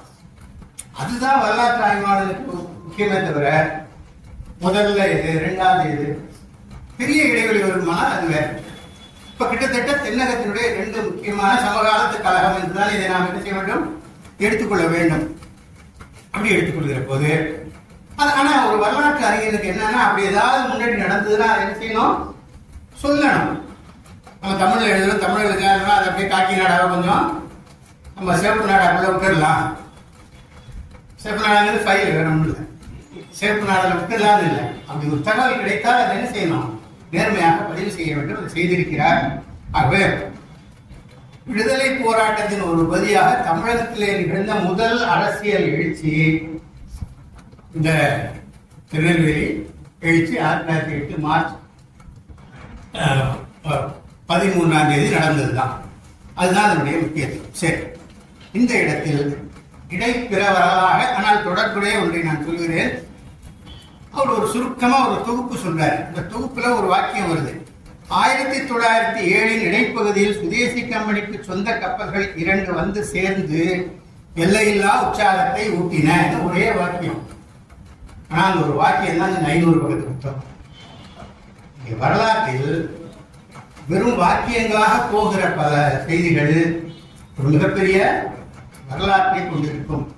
அது வரலாற்றுல வந்து தகவல் கிடைக்கல, தரவு கிடைக்கல இல்ல, தேடினால் நிச்சயமா கணிசமான தரவுகளை நம்மால், இவ்வளவு ஆவணங்கள் எல்லாம் அழிந்து போன பிறகும் கூட என்ன செய்ய முடியும், நம்மால் கேட்க முடியும். இந்த ஒற்றை வாக்கியம் தான் இங்க 500 பக்கத்து நூலாக இங்க ஆகியிருக்கிறது. நான் சொல்றேன், அது இப்ப தஞ்சாவூருக்கு ஒரு பெருமை அதுக்குள்ள இருக்கிறது, செலவாகி இருக்கிறது. அப்புறம் பொதுவா ஒரு தேச விடுதலை அப்படின்னா என்னங்கிறத பற்றி ஒரு கருத்தை எழுதுறாரு. தேச விடுதலை, தேசிய போராட்டம் என்றால் எதை நோக்கி நடக்கும் சொல்கிறார். மட்டும் இல்லை, இன்னும் சொல்றாரு, நாம் இருக்கும் நாடு நமது என்பதறிந்தும் அது நமக்கே உரிமையாம் என்பதறிந்தோம் பூமியில் எவருக்குமே அடிமை செய்யும்னு பாரதி பாடினார்ல. இன்னைக்கு ரொம்ப சாதாரணம். சில பேர் சொல்றாரு இன்னைக்கு ரொம்ப சாதாரணம். ஆனால் பாரதி பாடிய காலத்தில் இந்த தமிழ் சமூகத்துக்கு என்ன கிடையாது? நாம் இருக்கும் நாடு நமதுங்கிறதுலாம் இல்லை. ராம ஆண்டாயினா ராவண ஆண்டாயினா ராமனே ராவணன் உண்டு. கட்சிக்கு வந்துட்டாங்கன்னா அப்படி ஆகிடுவாங்க. அப்ப சொல்றாரு ஒரு காலத்தில் அது எவ்வளவு முக்கியத்துவம் வாய்ந்தது. வரலாற்று ஆசிரியருக்கு இந்த பார்வையே இருக்கலாம். இன்னைக்கு மிக சாதாரணமாக ஒதுக்கக்கூடியது ஒரு காலத்தில் எவ்வளவு முக்கியமான முதன்மை சிந்தனை என்று அதை சொல்லுகிறார். அப்புறம் இன்னொன்று சொல்றாரு, வ.உ.சியும் சிவாவும் தமிழை வெகுசன அரசியல் மொழியாக வளர்த்தெடுத்தார்கள். சாதி சமய வேறுபாடுகளுக்கு அப்பாற்பட்ட பொதுமக்கள் என்ற திணை ஒரு பிரிவை அவர்களுடைய அரசியல் மொழியை கட்டமைத்தது. மொழி வரலாறு இந்த மொழியியல் காரங்கெல்லாம் எழுதுவாங்க. வரலாற்றுல தூய்மையான எதுவுமே கிடையாது. தூய மொழியியல், தூய அறிவியல், தூய வரலாறு கிடையாது. தமிழ் மொழி எவ்வாறு மாறுகிறது என்று வருகிற போது அதுக்குள்ள என்ன இருக்கு? சமூகம், அரசியல் இருக்கு. அதை பொறுத்து இந்த மொழி நடை மாறுகிறது. அப்படி ஒரு வெகு மக்களுக்கான தமிழ். அதற்கு முன்னால என்ன இருந்தது? 1885 இங்க ஆனந்த் நட்டவேலிக்கும் ஒரு காங்கிரஸ் தொடங்கினார். அப்ப யார் இருந்தாங்க? ஆங்கிலம் தெரிந்த மேட்டுக்குடிகள் தான் இருந்தாங்க. அங்கதான் விவாதிப்பாங்க, அங்கதான் உரிமையை கேட்பாங்க. அதுக்குள்ளதான் தீவிரவாதம் இருந்தது, மிதவாதம் இருந்தது. மக்களை நோக்கி அரசியல் போனது என்பது பாரதி கவிதை வழியாக, வ.உ.சி. சிவா போன்றவர்கள். அப்ப என்ன, மக்கள் மொழியில அரசியல் சொல்லணும். அரசியல் புதுசு, புதிய புதிய சொற்கள் வரணும், புதிய புதிய கருத்துக்கள் வரணும். முதல்ல நாம் இருக்கும் நாடு நமதுன்னு இந்த மொழியில சொல்லணும். எப்படி நமது? அப்ப சொல்லணும், அங்க பாருங்க, அங்க அவங்க நாடு எப்படி அவங்களுக்கு இருக்குது, அங்க எப்படி இருக்கு, இங்க எப்படி இருக்கு, என்னென்ன விதமான அரசியல் அமைப்பு இருக்குது, நாம எந்த அரசியல் அமைப்புல இருக்கிறோம், இது எல்லாம் தமிழில் சொல்லியாக வேண்டும். அப்படிதான் என்ன ஆகிறது? தமிழ் வளர்கிறது. தமிழுக்கான ஒரு அரசியல் இதழியல் என்பது வருகிறது. தமிழுக்கான அரசியல் மேடை. நீங்க வ.உ.சி. எல்லாம் பேசி அதுக்கு மேடை எங்க தெரியுங்களா? ஒலி வாங்கி கிடையாது, கத்தணும், பார்க்கணும். ஒலி வாங்கி கிடையாது. ஒலி வாங்கி இல்லாத காலத்தில் தான் ஆயிரக்கணக்கான மக்களிடத்தில் அவருடைய கருத்து சென்று சேர்ந்து ஒரு இயக்கம் உருவாகி இருக்கிறது. சரி, இப்ப அடுத்து நான் கொண்டு வந்திருக்கேன். உள்நாட்டு முதலீட்டில் சுயசார்புடன் கூடிய தொழில் முயற்சி என்று என்னதான் தேசிய இயக்கம் தைரியமாக பேசினாலும் ஏழை நாட்டில் மூலதனம் திரட்ட இயலாத நிலையே இருந்தது. எனவே மெழுகுவத்தி, வளையல், கொண்டை ஊசி, பீங்கான் பொருள் என்பது போன்ற எளிய தொழில் முயற்சிகளை முளைவிட்டு பாசனமும் உறவுமின்றி விரைவிலேயே கருகிவிட்டன. இந்த பின்னணியில் தான் வ.உ.சி. உலகத்தின் கடல் வழி வாணிகத்தை தன் கைக்குள் வைத்திருந்த பிரிட்டிஷ் இந்திய ஸ்டீம் நேவிகேஷன் கம்பெனிக்கு எதிராக பொருந்திறங்கினார். சரி, இப்ப 2025 இருக்கும்ல, நான் இதுக்காக என் பையில போட்டு கொண்டு வந்தேன். இந்த இருக்கு பாருங்க, இதை எங்க செல்போனை நிறுத்திக்கிட்டு படம் பார்க்கறது. செல்போன் ஸ்கேன் இது. இந்த பின்னாடி என்ன போட்டு தெரியுமா? Design pattern. இது ஒரு காப்புரிமை பெற்ற டிசைன். அது என்ன? Made in India. Make in India திட்டத்தில் 2025 நம்ம என்ன பண்ணிட்டு இருக்கிறோம்? இந்த மாதிரி விளையாட்டு ஜாமான் பண்ணிட்டு இருக்கிறோம். இதுக்கு முன்னாடி ஒரு சிங்கம் படம் போட்டுருக்கீங்க, பார்க்கலாம். மேக் இன் இந்தியா அந்த முத்திரை உள்ள பல படைப்புகள்ல ஒரு சிங்கம் இருக்கும். இனிமேல என்ன போட்டுக்கணும்னா இந்த இடத்துல வ.உ.சி. போட்டுக்கணும், கொஞ்சம் கொஞ்சம் கப்பலையாவது போட்டுக்கணும். அதான் லட்சியம் பெருசு. நான் சும்மா ஒரு குண்டூசி செய்யலாம், ஒரு ஸ்பூன் செய்யலாம். ஆனா எதை நோக்கி இருக்கணும்? கப்பலை நோக்கி இருக்கணும். நான் நமக்கு வ.உ.சி.யை பற்றிய ஒன்றிய அரசுக்கு, ஒன்றாவது அரசுக்கு பெரிய பார்வையெல்லாம் இல்லை. இன்றைக்கு ஆதிரா வெங்கடாசலபதி இல்லை என்றால், அவர் ஆங்கிலத்தில் இந்த நூலை எழுதியிருக்கவில்லை என்றால், வ.உ.சி. அந்த கப்பல் முதலாளி ஒருத்தர் இருந்து நுழைச்சு போயிட்டாரு. அவங்க தானே அப்படி சொன்னாங்க. நீங்க ஆண்டுகளுக்கு முன்னால் ஒன்றிய அரசினுடைய அதிகாரிகள் சொன்னார்கள், பி.ஓ. சிதம்பரம், ஆமா அந்த தெலுங்குக்கார கப்பல் முதலாளி நுழைச்சு போயிட்டாரு அப்படின்னா, இன்னைக்கு நம்ம என்ன செய்யறோம்? இதெல்லாம் செஞ்சுட்டு இருக்கிறோம் மேக் இன் இந்தியா திட்டத்தில். ஆனால் யோசித்து பாருங்கள், அவ்வளவு பெரிய திட்டத்தை வ.உ.சி. சாதாரண மனிதர், அவருக்கு ஒன்றும் பெரிய வசதியெல்லாம் கிடையாது, ஓரளவுக்கு வசதியான குடும்பத்தை சேர்ந்தவர், அங்க இருக்கக்கூடிய ஒரு நில உடைமை, ஒரு அந்தஸ்து உள்ள ஒரு சமூகத்தை சேர்ந்தவர் என்பதெல்லாம் உண்மைதான். வருமானம் வந்தது என்பது உண்மைதான். ஆனால் ஒரு கப்பல் கம்பெனியை தொடங்குறதுக்கான முயற்சியை கற்பனை இன்னைக்கு பண்ண முடியாதுங்க. நம்ம இன்னைக்கு பண்ண முடியாது. நம்ம அதானியா, அதானி தான் நாட்டில் ஏதாவது பண்ணலாம் கற்பனை. நம்மளால முடியாது. அப்படி ஒரு சாதாரண மனிதர் அதை செய்தார். அதுக்கு பிறகு தலைவர் அந்த நிகழ்ச்சிகளை சொன்னாரு. எப்படி லாலா லஜ்பத் ராய், அஜித் சிங் ஆகியோர் நாடு கடத்தப்பட்டார்கள், அதை கண்டித்து கூட்டங்கள், அதில் இவர்கள் உரையாற்றினார்கள். அப்போது ஆங்கில அரசு அது உரையாற்றக்கூடாது என்று தடுத்தது. இவங்க போய் பேச்சுவார்த்தைக்கு போறாங்க. யார்கிட்ட? ஆஷ் கிட்ட. ஆஷ் நமக்கு தெரியும், 5 நாள்னால சுட்டுக் கொல்லப்பட்ட ஆஷ். அதான் முதல் அரசியல் படுகொலை. நீங்க தெரிஞ்சுங்க, இங்க தற்செயலா விடுதலை போராட்டத்தில் ஒருத்தர் சுட்டு செத்து போன நிகழ்ச்சி இருக்கு. ஆனா திட்டமிட்டு செய்வதற்கு பேர் தான் அசாசினேஷன். ஒரு பொலிட்டிக்கல் அசாசினேஷன் தமிழ்நாட்டில் முதலில் நடந்தது ஆஷ் கொலை தான். திட்டமிட்டு அவங்க செய்யறாங்க. ஆனா வரலாற்று அறிஞர்கள் இன்னொன்னு பார்த்துங்க, அந்த ஆஷ் பேரனை போய் பார்த்துட்டு வந்தாரு சில பேர். ஆஷ் அடிச்சு ஓட்டில் ஒரு பெற்ற தொகுப்பு இருக்கு. ஆஷ் பேரனை போய் பார்த்துட்டு அவங்க இப்போ வந்து வரலாற்று விளங்கிடுவாங்க, அப்ஜெக்டிவா இருப்பாங்க. உங்க தாத்தா அவரு காட்டுறாரு பாஞ்சிநாதன் படத்தை. அவங்க வீட்லயே தங்கி அவங்க வீட்லயே சாப்பிட்டுட்டு அவங்க வீட்லயே வந்து நிறைய போயிட்டு சொல்றாரு, பாவம் அந்த இளைஞன் அழகா இருக்கிறான், எவ்வளவு கனவுகளோட இருந்திருப்பான், உண்மையிலே இருக்கு. ஒரு இளைஞனை பத்தி ஒரு பெருமை எனக்கு இருக்கு. நான் தமிழ்நாட்டுக்கு வரேன்னு சொல்றாரு. ஆனா ஏதோ காரணங்களால் அவரால் வர முடியல. இது வரலாற்று ரொம்ப முக்கியங்க. நிரந்தர பகை இல்லை என்பது தற்காலிக அரசியல் கூட்டணி வாதம் இல்லை. இது சும்மா கூட்டணி எங்க வந்து பலிக்குதோ அங்க சேர்ந்துக்கிறதுக்கு இவங்க சொல்றாங்க இந்த வசனத்தை. ஆனால் அதனுடைய வரலாற்று அர்த்தம் என்று பேர். ஆஷனுடைய பேர் வாஞ்சிநாதனுடைய நிலையை ஒத்துக்கொள்கிறேன். நான் வருகிறேன், வர முடியும். போய் பார்த்துட்டாங்க எப்படியோ ஒரு இது. அதான் ஆதாரம் கண்டுபிடிக்கிறது. ஆள் இருக்குதா, யார் என்னன்னு கண்டுபிடிச்சு அப்புறம் அவங்க நன்கு அதை ரொம்ப சுவையா எழுதுவார். ஏன்னா இதெல்லாம் பயணம் கட்டுற மாதிரி எப்படி பயணத்துல எப்படி போனாரு என்னென்னலாம் எழுதியிருப்பாரு. அந்த நீங்க ஆஷ் அடிச்சு விட்டீங்கன்னா புத்தகம் இருக்கு. ஏன்னா அதெல்லாம் இந்த புத்தகத்தை மட்டும் நான் அறிமுகப்படுத்தக்கூடாது. அதையும் படிச்சு பாருங்க. அறிஞர்கள் ஆளுமைகள், பல அறிஞர்கள் பல ஆளுமைகளை பற்றிய புத்தகம் இருக்கு. இந்த ஆஷ் அடிச்சு ஓட்டி நீங்க அவருடைய ஒரு புத்தகமும் ஆதார அடிப்படையிலான சுவையான நூல். அப்படி அந்த ஆஷை சந்திக்கு போறாங்க. அவர் வந்து கூட்டாங்க பேச்சு கிச்சுன்னு வச்சுக்க கூடாதுன்னு சொல்றாரு. அன்னைக்கே அவங்க கூட்டத்துக்கு போறாங்க. எப்படி இருக்கும், எப்படி இருக்கும்? அந்த காலத்து கவர்னருடைய நிலைமை தான் இந்த காலத்துலயும் இருக்குது. அதான் இருக்கு. ஒன்றும் அது வந்து ஏதோ ஏகாதிபத்திய ஆட்சியினுடைய கவர்னர், ஜனநாயக ஆட்சியினுடைய கவர்னர் தான் இல்லை. கவர்னர் அவ்வளோதான். ஆனா கவர்னர் இல்லை, ஆஷ் வந்து கலெக்டர் அவர். நீங்க அந்த வார்த்தையே பாருங்களேன், கலெக்டர்னு பேர். இப்ப நம்ம தமிழர் நிலையில ஆட்சியர்னு பேர் வச்சிருக்கோம். முன்னாடி எல்லாம் தண்டலர்னு போடுவாங்க. தண்டல் பணம் வசூல் பண்றவங்க, கலெக்ட் பண்றவங்க தான் கலெக்டர்.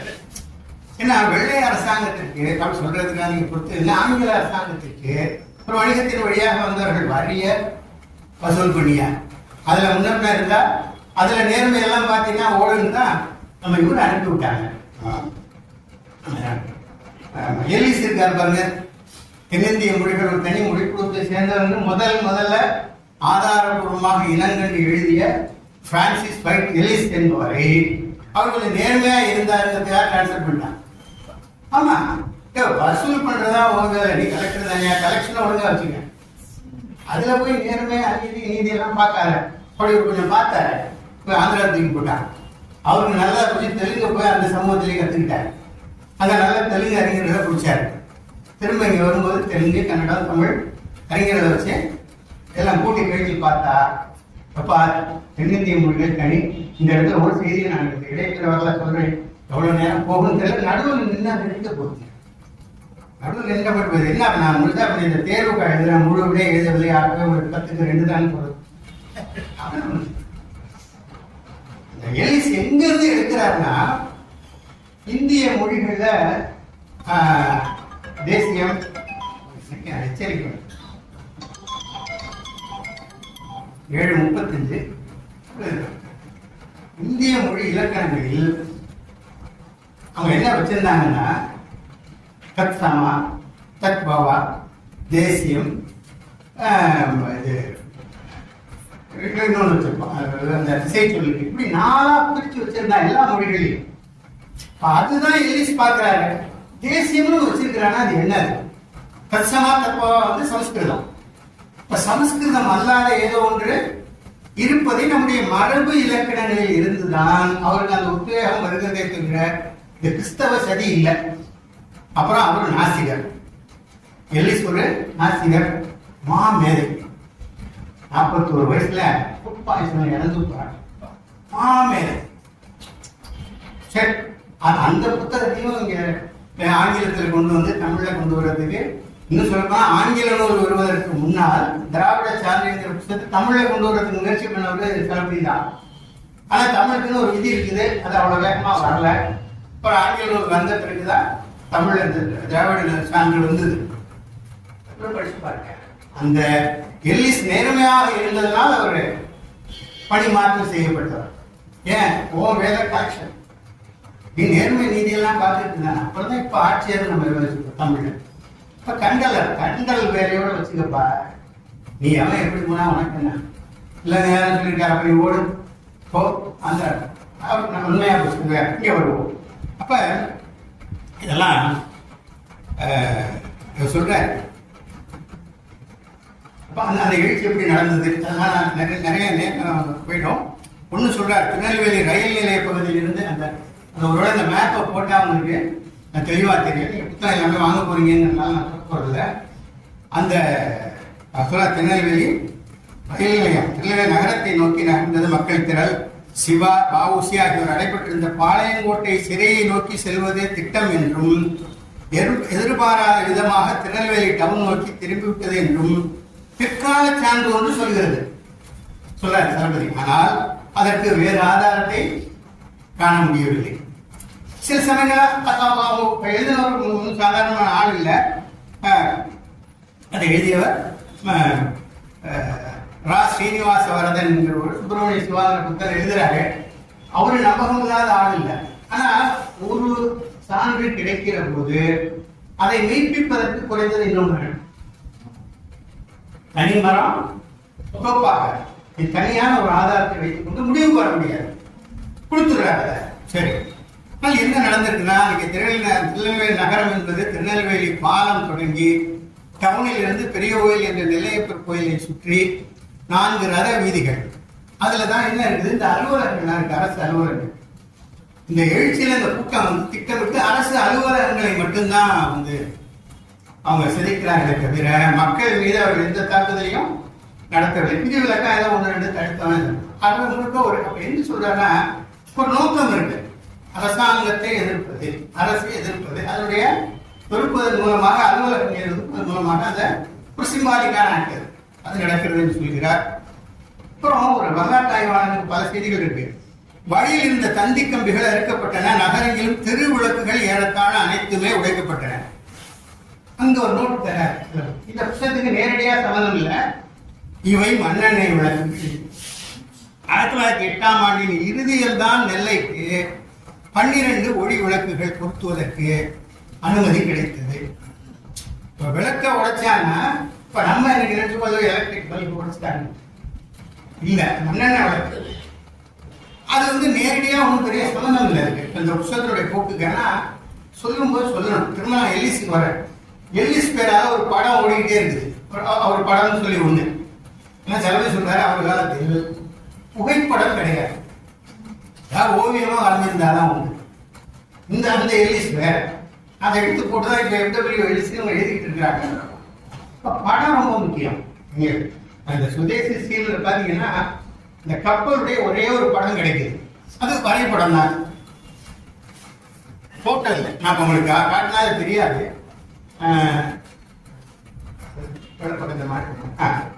140 பக்கத்துல அந்த ப்ராஸ்பெக்டஸ்ல இருந்து எடுக்கிறாரு அந்த படத்தை. ஒரு கப்பல் படம், அந்த பங்கு திரட்டுறதுக்கான ப்ராஸ்பெக்டஸ் நீ அப்புறமா பார்த்துருக்கேன். இந்த ஒரு படம் தான் கிடைக்குது, அது ஒரு ஆவணத்திலிருந்து கிடைக்கிறது. அதெல்லாம் எவ்வளவு முக்கியங்கிறது நம்ம தெரிஞ்சு கொள்ள வேண்டும். அப்படி அவருடைய இந்த அப்ப மண்ணெண்ணெய் வழக்கு தான் இருந்தது. ஒருவேளை அது வேறு சிலவற்றுக்கு உதவும். நீங்க இந்த ஃபுட்நோட்ல தரக்கூடிய இது மாதிரி தகவல் இருக்குல்ல, வேறு சிலவற்றுக்கு உதவும். ரெடியா நேரா உதவும். இதெல்லாம் ஒரு வரலாற்று ஆய்வாளருடைய பார்வைக்கு முக்கியமானது. அதே போல இன்னொரு செய்தி சொல்றாரு. தூத்துக்குடியில் இழந்த நாள் அன்று கோரல் ஆலை தொழிலாளர் செய்த வேலை நிறுத்தம் முக்கியமானது. பாட்டாளி வர்க்கம் என்ன செய்யுது, அதுல இறங்குது. அதுக்கு கீழே ஒரு நோட் கொடுக்கிறார். இந்த போராட்டத்தை இந்தியாவின் முதல் அரசியல் வேலை நிறுத்தம் என்று ஆவணர் சிவசுப்ரமணியன் அவர்கள் வாதிடுகிறார். இதை பத்தி முடிவு சொல்லல தளபதி. ஆமா, இது முதல் அரசியல் வேலை நிறுத்தம் என்று சொல்ல நடந்தது, தொழிலாளர்கள் கலந்துட்டாங்க. ஒரு அறிஞர் இப்படி சொல்லுகிறார். எப்படி வரலாற்றுல சில விஷயங்கள்லாம் தெளிவா நம்ம சொல்லணும் என்பதற்கெல்லாம் இந்த புத்தகம் ஒரு சான்று. சிறைக்கு போகிறார்கள், பல துன்பத்தை அவர்கள் அனுபவிக்கிறார்கள், பல போராட்டங்கள். அதாவது சிறைக்குள்ள இருக்கவங்களுக்கு ஆதரவாகவும் போராடுறார்கள், வெளியில இருக்கவங்களுக்கும் அவர் போராடுறாரு. ரொம்ப கடினம். ஏன்னா சிறை சீர்திருத்தம் பின்னால் வருகிற போதுதான் நம்ம கல்கி என்போதான் போறாங்க. அப்பெல்லாம் பாத்தீங்கன்னா நிறைய சுவையாலாம் எழுதுவார். ஆனா வஉசி காலத்தில் சிறை சீர்திருத்தம் கிடையாது. செக்கு எழுத்த செம்மல்னு சொன்னா நம்ம அதை நவுத்தவே முடியாது. அந்த செக்கை எழுதி வச்சா பின்னாடி அப்படி இல்லை. பின்னால கொஞ்சம் சிறை சீர்திருத்தம்லாம் வந்ததுக்கு பிறகு பிற்காலத்தில் அந்த கடுமையான காலத்தில் உள்ளே இருந்து உள்ளே இருக்கணும் வெளியில இருக்கணும் போராட்டத்திற்கு பாருங்க. அதுக்கு நிச்சயமாக நெஞ்சு உறுதி, நெஞ்சில் உரம் நெஞ்சு உரம் என்றால் முடியாது, முடிகிறது. அப்புறம் ஆளுநர், அந்த ஆளுநருக்கு ஜாலரா போடக்கூடிய ஒரு குரூப் இருக்கும், அது எங்கேயுமே இருக்கும். குருசாமி ஐயர்னு ஒருத்தர் இருக்கிறார். இந்த சுதேசி ஸ்கீம் கம்பெனியில அவர் இருந்து வஉசினால லாபம் போயிடும்ல, ஆங்கிலேய ஆட்சி கோர்த்துக்காக என்ன பண்றது? அதனால வஉசியை நடத்துவதில் முக்கியமான பங்கு. அதே போல வஉசியை அரசியல் எதிரியாகவும் ஒன்று இருக்கிறார். இதெல்லாம் இதுக்குள்ள இருக்குதுங்க. இவ்வளவு கொண்டு போறாரு. அப்புறம் திரும்ப நெல்லைக்கு ஆளுநர் வர்றாரு. ஆளுநர்னா வேற யாரும் நம்ம லாலி காலத்துக்கு இல்லைங்க, தஞ்சாவூர்ல லாலி காலத்துக்கு பாருங்க, அந்த ஆளுநர் பேரால தான் இருக்கு. அந்த லாலிக்கு லாலி பாடக்கூடியவர் தான் இந்த குருநாத ஐயர்லாம். அவங்க எப்படி தொடர்ந்து பணிவாக இருக்கிறார்கள் என்பதையும் போறாங்க. அதனால வரலாற்றோடு இயங்குகிற ஆளுமைகள், வரலாற்றை இயக்குகிற ஆளுமைகள், இயங்குகிற ஆளுமைகள். அப்புறம் அந்த ஆளுநர் வருகை, அவருடைய ஜபர்தஸ்த்னு ஒன்று இருக்கு. அந்த திருநெல்வேலி இந்து கல்லூரிக்கு அவரை வந்து நிறைய கூப்பிடுறாங்க. வரமாட்டேன், தேச விரோத சக்திகள் சில பேர் ஆசிரியரா நீங்க வச்சிருக்கீங்க, முதல்ல அவங்கள வெளியே அனுப்பும். அப்ப சொல்றாங்க ஒருத்தர் அனுப்பிட்டாங்க, மீதி 2 பேரு வழக்கு மன்றத்துக்கு போயிட்டாங்க. 2வது இப்ப கல்வி ஆண்டு, இடையில ஆசிரியர்களை அனுப்புனா கல்வி கெட்டு போயிடும். மற்றபடி வழக்கு மன்றம் என்ன சொல்லுதோ அதுபடி நாங்க என்ன செஞ்சிடறோம், அவரை அனுப்பிடுறோம்னு சொல்றாங்க. ஆளுநர் போக மாட்டேங்கிறாரு. ஆளுநர் ஆனா எங்க போனா தெரியுமா, லாலி என்கிற கிறிஸ்தவ பிள்ளைக்கார ஆளுநர் கோயில்ல பூர்ண கும்ப மரியாதை அவருக்கு கொடுக்கப்பட்டது. இன்னைக்கு கோயில்களை பற்றி நாம் பார்க்கிற பார்வை, இன்றைக்கு முன்வைக்கப்படுகிற பார்வை என்ன?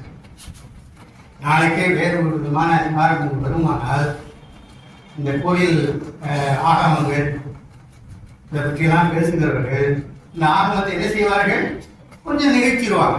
அப்படிதான் லாலிக்கு அந்த ஆகமம் நிகழ்த்தப்பட்டது. அவருக்கு பூர்ணகும மரியாதை, கிறிஸ்தவர் அவருக்கு கொடுக்கப்பட்டது. கிறிஸ்தவராக இருக்கலாம், ஆனால் கவர்னர் கொடுத்தாங்க.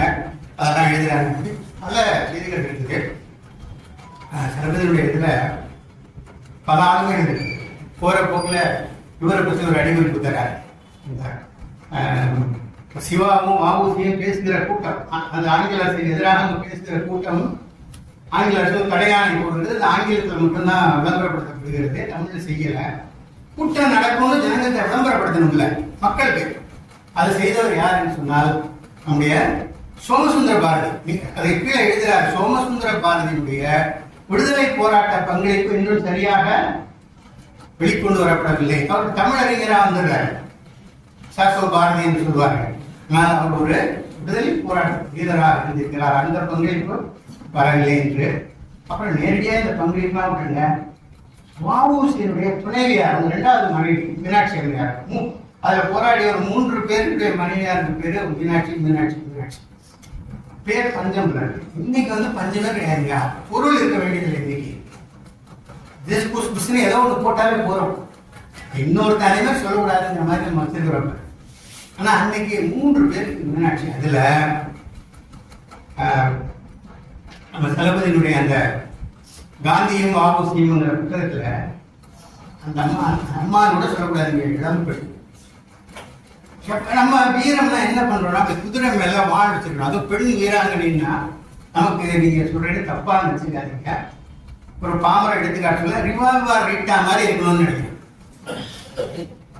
அடக்கமான குடும்ப பெண்ணாக இருக்கக்கூடிய மீனாட்சி இந்த ஆங்கில அரசுக்கு எதிராக தன்னுடைய கணவனை வெளிக்கொண்டு வருவதற்கு பிறகு தன்னுடைய கணவனுக்கு ஆதரவாக உள்ள இருக்கிறவங்க வெளியில இருக்கிறவங்க எல்லாரையும் பார்த்து இங்க இல்ல கண்ணனூர் ஜெயில இருக்கிறாரு, கண்ணனூருக்கு போய் தங்குறாங்க. அங்கே உட்கார்ந்து பத்திரிகை கடிதம் எழுதுறது, வழக்கறிஞர்களை பார்க்கறது, அவங்களுக்கு கடிதம் எழுதுறது, குடும்பங்களுக்குள்ள கடிதம் எழுதுறது, இதெல்லாம் அந்த அம்மா நம்ம அந்த புத்தகத்தில் சலபதி எழுதியிருப்பார். தற்காத்து தற்கொண்டான் பேழி தலை சார்ந்த சொற்காத்து சோழிலாள் பெண் என்று வள்ளுவர் சொன்னதற்கு ஒரு வாழும் எடுத்துக்காட்டாக இருக்கு. எல்லா வகையிலும் திருக்குறள் என்னை பொறுத்த வரைக்கும் அது ஒரு குறிக்கோள் நூல். இந்த திருக்குறள் வழியில நடக்க முடியுமான்னா அவ்வளவுதான் நடக்க முடியாது. அது நடக்க முடியாம இருக்கிறதுனால தான் அது குறிக்கோள் நூலா இருக்கு. நடக்க முடிஞ்சா என்னவா இருக்காது, குறிக்கோள் இருக்காது. நீங்களும் தெரிஞ்சுங்க. அதனால நானும் திருக்குறள் வழியெல்லாம் எனக்கு வசதியான வழி ஏதாவது இருந்ததுன்னா அதை 1-2 நான் பின்பற்றுவேன், ஒரு 4-5 பின்பற்றுவேன். ஆனா அது ஏன் இலக்கியமானது தெரியுமா? விதிவிலக்கான ஆளுமைகளுக்கு பொருந்தக்கூடிய அளவுகோல்கள் அதுக்குள்ள இருக்கு. சலபதி எழுதுறாரு, சொன்னார், எட்டு நேரம் சொன்னார், எனக்கு அந்த திருக்குறள் தெரியாது, ரொம்ப தெரிந்ததெல்லாம் சொல்ல முடியாது, படிச்சிருக்கேன். ஆனா இந்த மீனாட்சி அம்மையாரை பற்றி எழுதுகிற போது அது வந்து விழுகிறது. அதங்க பாவ சலபதி இலக்கிய உணர்வு அப்படி அந்த அம்மா போடுறத அவங்களுடைய கடிதங்கள்லாம் இருக்கு. இளம் பெண் கூட முதிர்ச்சி இருக்குல்ல, வயசில் இருக்கக்கூடிய முதிர்ச்சி, இதெல்லாம் வரலாற்று ஆளுங்க யாரோ இல்லை, இவங்க நேரடியாக ஈடுபடல. ஒரு கடிதம் இருக்கு, நான் படித்தால் அது நேரம் போயிடும். எவ்வளவு பக்குவமா எழுதுறாங்கிறீங்க இந்த கடிதத்தை. என்ன தெரியுமா? வஉசியினுடைய துணைவியாராகிய மீனாட்சி அம்மையார் முழுக்க முழுக்க தற்காத்து தற்கொண்டான் பேடியவர். ஆனா குருநாதையர் இருக்கார் பாருங்க, குருநாதையருடைய மனைவி அவங்க பெற்றோர் பேச்சை கேட்டுக்கொண்டு இவர், ஏன்னா அவர் வந்து ஏட்டு குருநாதையர், அவர் ஒரு சாகச வீரன். அவர் ரொம்ப ஆங்கில ஆவணங்களிலேயே அவருடைய துப்பறி தமிழ் தவிர ஒன்றும் தெரியாது, அவருக்கு இருமொழி கூட தெரியாது. இப்ப மும்மொழி தெரிஞ்சா பேரறிஞர் ஆகலாம், அவருக்கு இருமொழி கூட தெரியாது, ஒரு மொழி தான், தமிழ் தான் தெரியும். ஆனா ஆங்கில ஆவணம் சொல்லுகிறது ஒரு கூர்மையான துப்பறியும் நிபுணன்.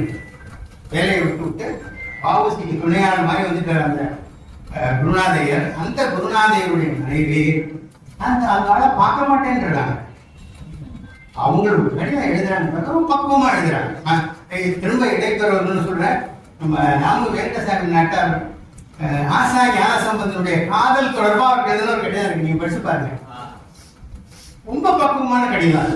நீங்க ஏதோ நாம வேங்கடசாமி நாட்டார்னா பழம் பண்ணியதை நம்ம நினைச்சிட்டு இருக்கோம். அந்த ஆசா ஞான சம்பந்தன் காதல் பண்ணாங்க, இந்த காதல் பண்ணிதான் திருமணம் செய்து கொண்டார். ஆனா அவங்களுடைய தந்தையார் சரவணமரியார் அவரு ஒத்துக்கல. இழுபறி குறுக்க பேச்சுவார்த்தைக்கு நம்ம நாட்டார் தான். நாட்டார் ஞான சம்பந்தனுக்கு ஒரு கடிதம் ஆசாங்கியாவும் படிச்சு பாருங்க, எவ்வளவு நவீனமாகவும் எவ்வளவு பக்குவமாகவும் நாம வேங்கடசாமி நாட்டார் இருந்தாலும் தெரியும். இந்த அம்மா இளம் பெண், பெரிய கல்வியாளர் இல்ல, அவ்வளவு அழகா எழுதுகிறார்கள். அது செய்தி இருக்குது. அந்த மனைவிக்கும் அவருக்கும் ஆகல. ஆனா அவர் விடுதலை ஆகிட்டாரு, திருச்சியில இருக்காரு.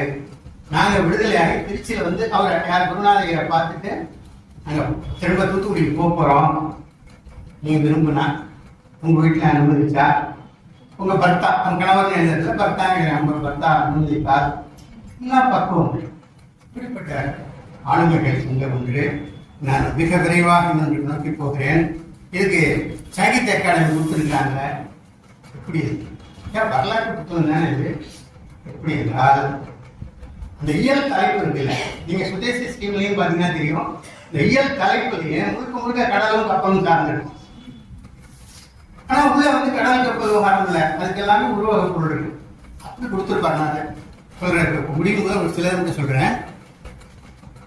அந்த முன்னுரைக்கு அடுத்த முதல் இயல் கலகம் பிறந்தது, கடைசி இயல் நியாயம் பிறந்ததா.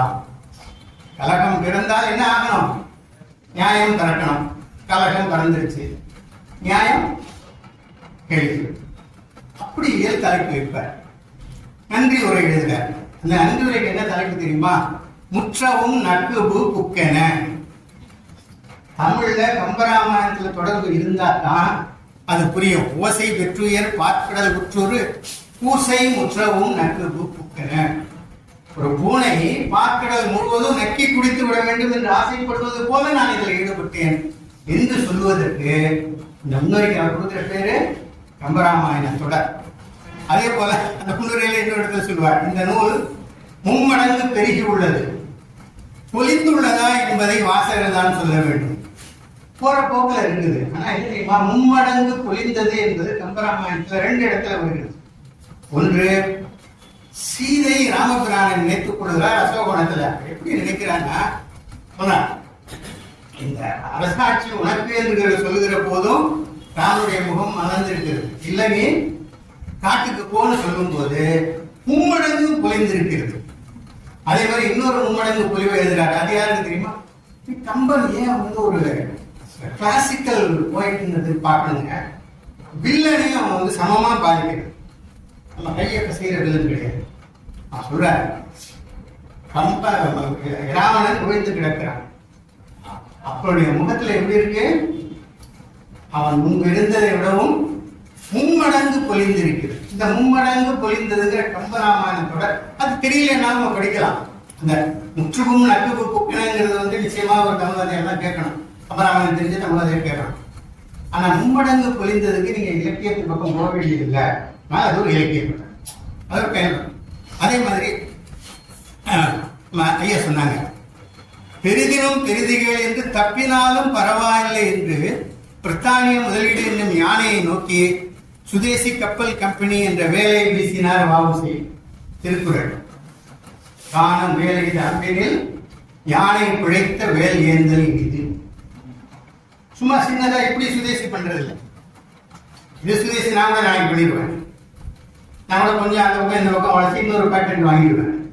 இதெல்லாம் வந்து முயல் வேட்டையாடுற மாதிரி. வ.உ.சி. என்ன செய்தார்? யானை வேட்டையாடினார். அந்த தொடரை இதுக்குள்ள கொண்டு வர.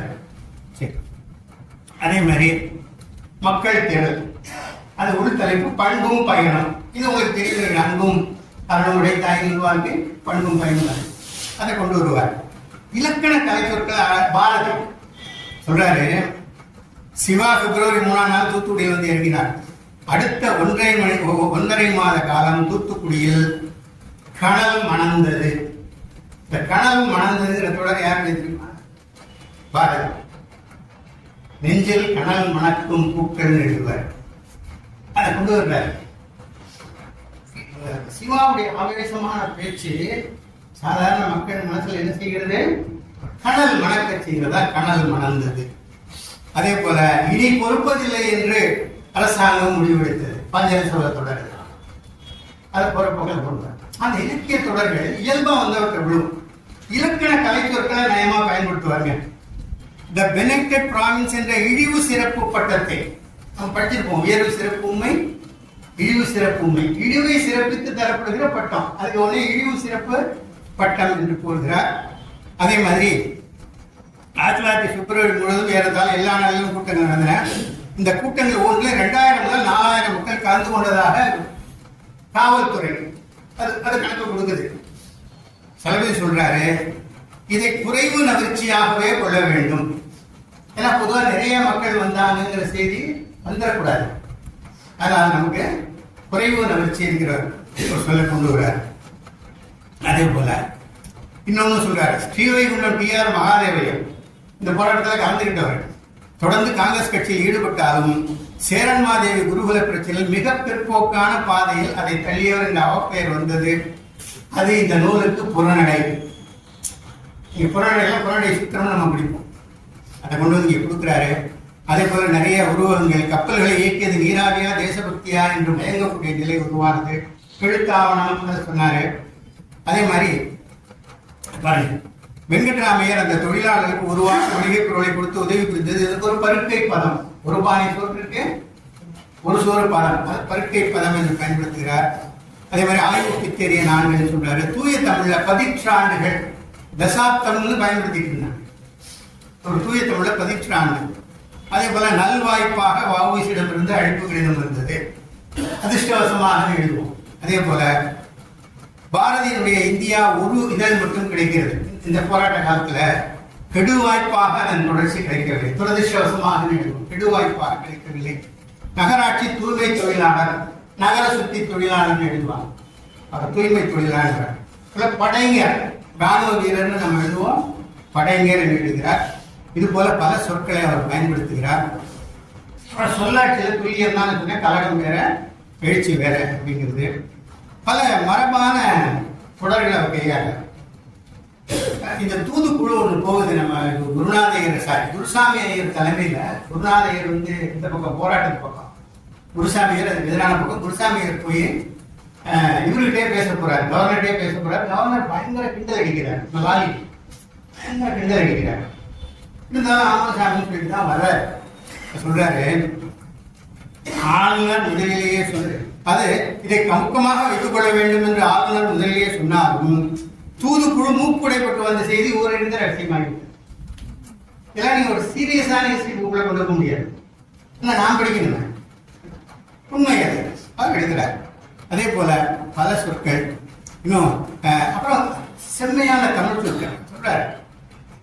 ஏதோ நடக்க போறது, ஆனால் அது என்ன என்று தளத்தில் செயல்படும் அரசு நிர்வாகி உணர தலைப்பட்டு புரியாமல் தத்தளிக்கிறார். இந்த உணர தலைப்படுதல் நிச்சயமா நானே எழுத மாட்டேன், அவர் எழுதுறாரு.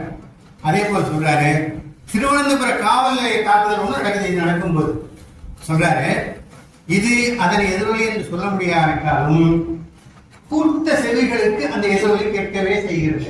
இது போல நிறைய இருக்குங்க. அப்புறம் நயமான தொடரை அவர் பயன்படுத்துறாரு. ஒன்று சொல்ல நிறைய பேரை அவங்க கைது பண்றாங்க. அப்படி கைது செய்ய அதுல வந்து எந்தெந்த ஜாதி கைது செய்யப்படவில்லை அப்படின்னா, கைது செய்யப்படாத ஜாதி எல்லாம் என்ன அர்த்தம், அந்த போராட்டத்துக்கு ஆதரவா இல்லைன்னு அர்த்தம், அப்படிதானே அர்த்தம். நான் சொல்றாரு, இந்த பட்டியலில் இடம்பெறாத சாதிகள் சுதேசி இயக்கத்திலும் திருநெல்வேலி எழுச்சியிலும் பங்கு கொள்ளவில்லை என்று பொருள் இல்லை. ஆதாரம் இன்மை என்பது இன்மைக்கான ஆதாரம் இல்லை. ஆதாரம் இல்லையே தவிர இல்லைன்னு பொருள் எடுக்கிறாங்க. ஆதாரம் இன்மை என்பது இன்மைக்கான ஆதாரம். சொற்களை வச்சு பண்படுறது, இது மாதிரி நிறைய இருக்கு. நிறைவாக 7:58 ஒரு 5 நிமிஷம் திரும்ப நான் பிறவர்கள் போறேன். நம்ம கப்பல் ஓட்டிய தமிழன் சொல்றோம்ல, நான் அந்த கப்பல் ஓட்டிய தமிழன் இந்த திருநெல்வேலி எழுச்சி சிறைக்கு போயிட்டு வந்ததுக்கு பிறகு இந்த கப்பல் ஓட்டியதை பற்றி எந்த குறிப்பையும் பின்னால் அவர் சொல்லவே இல்லை. ஆங்கில நூலில் முடிக்கும் போது அதான் எழுதுகிறார். ஆனால் முடிக்கும் போது ஒரு தொடர்கதையினுடைய முடிவு மாதிரி இது. ஆனால் எப்படின்னு சொன்னால், இப்போ அவங்க இந்த ஓடிடியில் தொடர் பார்க்குறவங்களே தெரியும், அது வந்து சீசனாக வந்துகிட்டே இருக்கும்.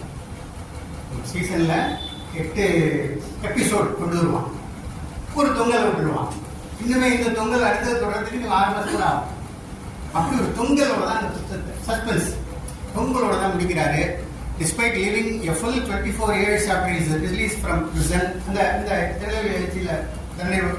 prison, and publishing extensively, rarely did he speak his great achievement. மிகப்பெரும் சாதனையை கப்பல் ஓட்டியது. ஆனால் அதை பற்றி இந்த சிறைக்கு சென்று வந்த 24 ஆண்டுகள் உயிரோடு இருந்தார். ஆனால் இந்த 24 ஆண்டுகள் என்ன செய்யல, பேசவே இல்லை. ஏன் சொல்றாரு? Was it modesty? Was it disappointment? Was he scared by an experiment that devastated his life and brought ruin upon his family? மன்னனை விட்டாருங்க. அண்ணன் எடுத்தாரு. அதை விட கொடுமை என்ன தெரியுமா, ஒரு கப்பலை ஓட்டிய அந்த மனிதர் காந்தி என்னை சந்திக்க முடியுமான்னு கேட்கிறார். கையம் கொடுக்குறாரு. காந்தி வந்து நேரத்துல ரொம்பவும் சொல்றாரு, என்னால முடியாது. ஏன்னா அந்த நேரத்தில் டிராம் வண்டி கிடையாது. நான் ஒரு கார் எடுத்துக்கொண்டோ அல்லது வேறு ஒரு வாடகை வண்டி எடுத்துக்கொண்டோ வருவதற்கு காசு இல்லை. கப்பலை ஓட்டினான். சென்னையில் இருக்கக்கூடிய காந்தி சென்னையில் இருந்து போய் வாபுசியா சந்திக்க முடியாத காரணம் காசு இல்லை தான் சொல்றாரு. His life and brought ruin upon his family. உடைய வாழ்க்கை குடும்பம் எல்லாத்தையும் அழித்து விட்டது. Was he embittered by seeing the true face of his compatriots and collaborators? யாரெல்லாம் கூட நின்றார்களோ அவர்களெல்லாம் காலை வாங்கிவிட்டார்களே, அந்த வேதனையா? Was he frustrated by the failure to achieve the political goal of Swaraj? ஒருவேளை அவருடைய காலத்தில் சுயராஜை நோக்கி, ஆனால் இன்னொரு விஷயத்தை நான் சொல்லிடுறேன். அந்த மகாத்மா காந்தியினுடைய இயக்கம் சரியாக ஒரு இடத்துல மட்டுமே நடக்காம, இப்ப திருநெல்வேலி எழுச்சிக்கிறது ஒரு இடத்துல நடந்து அந்த இடத்துல என்ன பண்ணிட்டா நசிக்கிவிட்டா. ஆனா காந்தி என்ன செய்தார்னா இந்தியா பூரா, அதாவது காந்தியினுடைய மிகப்பெரிய சாதனை, இந்தியா முழுவதும் மக்களை எழுச்சி கொள்ள வச்சுட்டார். மிகப்பெரிய மாஸ் மூவ்மெண்ட் அவர் கொண்டு வந்துட்டார். இவங்க வந்து அங்கங்க ஒரு தீவிர இயக்கம்னா அவர் ஒட்டுமொத்த மக்களையும் அதுக்குள்ள இறக்கி விட்டார். அதுதான் காந்தியினுடைய முக்கியமான வெற்றி. ஆனால் வஉசியினால முடிவில்லை. ஆகவே but then it is smaller men who brought over their achievements. அற்பர்கள் தான் தன்னுடைய அற்ப சாதனைகளை பெருசுபடுத்துவார்கள். இந்த மாமனிதன் அப்படி பெருசுபடுத்தவில்லை. Still waters run deep. இந்த கேள்விகளை என்ன செய்யலாம்? இன்னொரு வரலாற்றறிஞர் கேட்கலாம், ஒருவேளை சரபதியை கூட கேட்கலாம் என்று தன் நூலை தொங்கலில் முடிக்கிறார். என்ன அப்படின்னா, சில வேளைகளில் புனைக்கதைகளை விடவும் உண்மை வரலாறு புதிர் நிறைந்ததாக இருக்கும். அது வஉசி வாழ்க்கையில் இருக்கிறது. கடைசியா இந்த நூல், இந்த தமிழ் நூலை முடிக்கிறார். திருநெல்வேலி எழுச்சிக்கும் அதில் பங்கு கொண்டு உயிரும் உடம்பையும் வாழும் இழந்தவர்களுக்கு ஒரு நினைவு சின்னம் கூட இல்லை. வரலாற்று நினைவின்மை என்பதுதான் எவ்வளவு கொடுமையானது என்று சரபதி நிறைவு செய்ததையே என்னுடைய உரையின் நிறைவாகவும் கொண்டு முடிக்கிறேன்.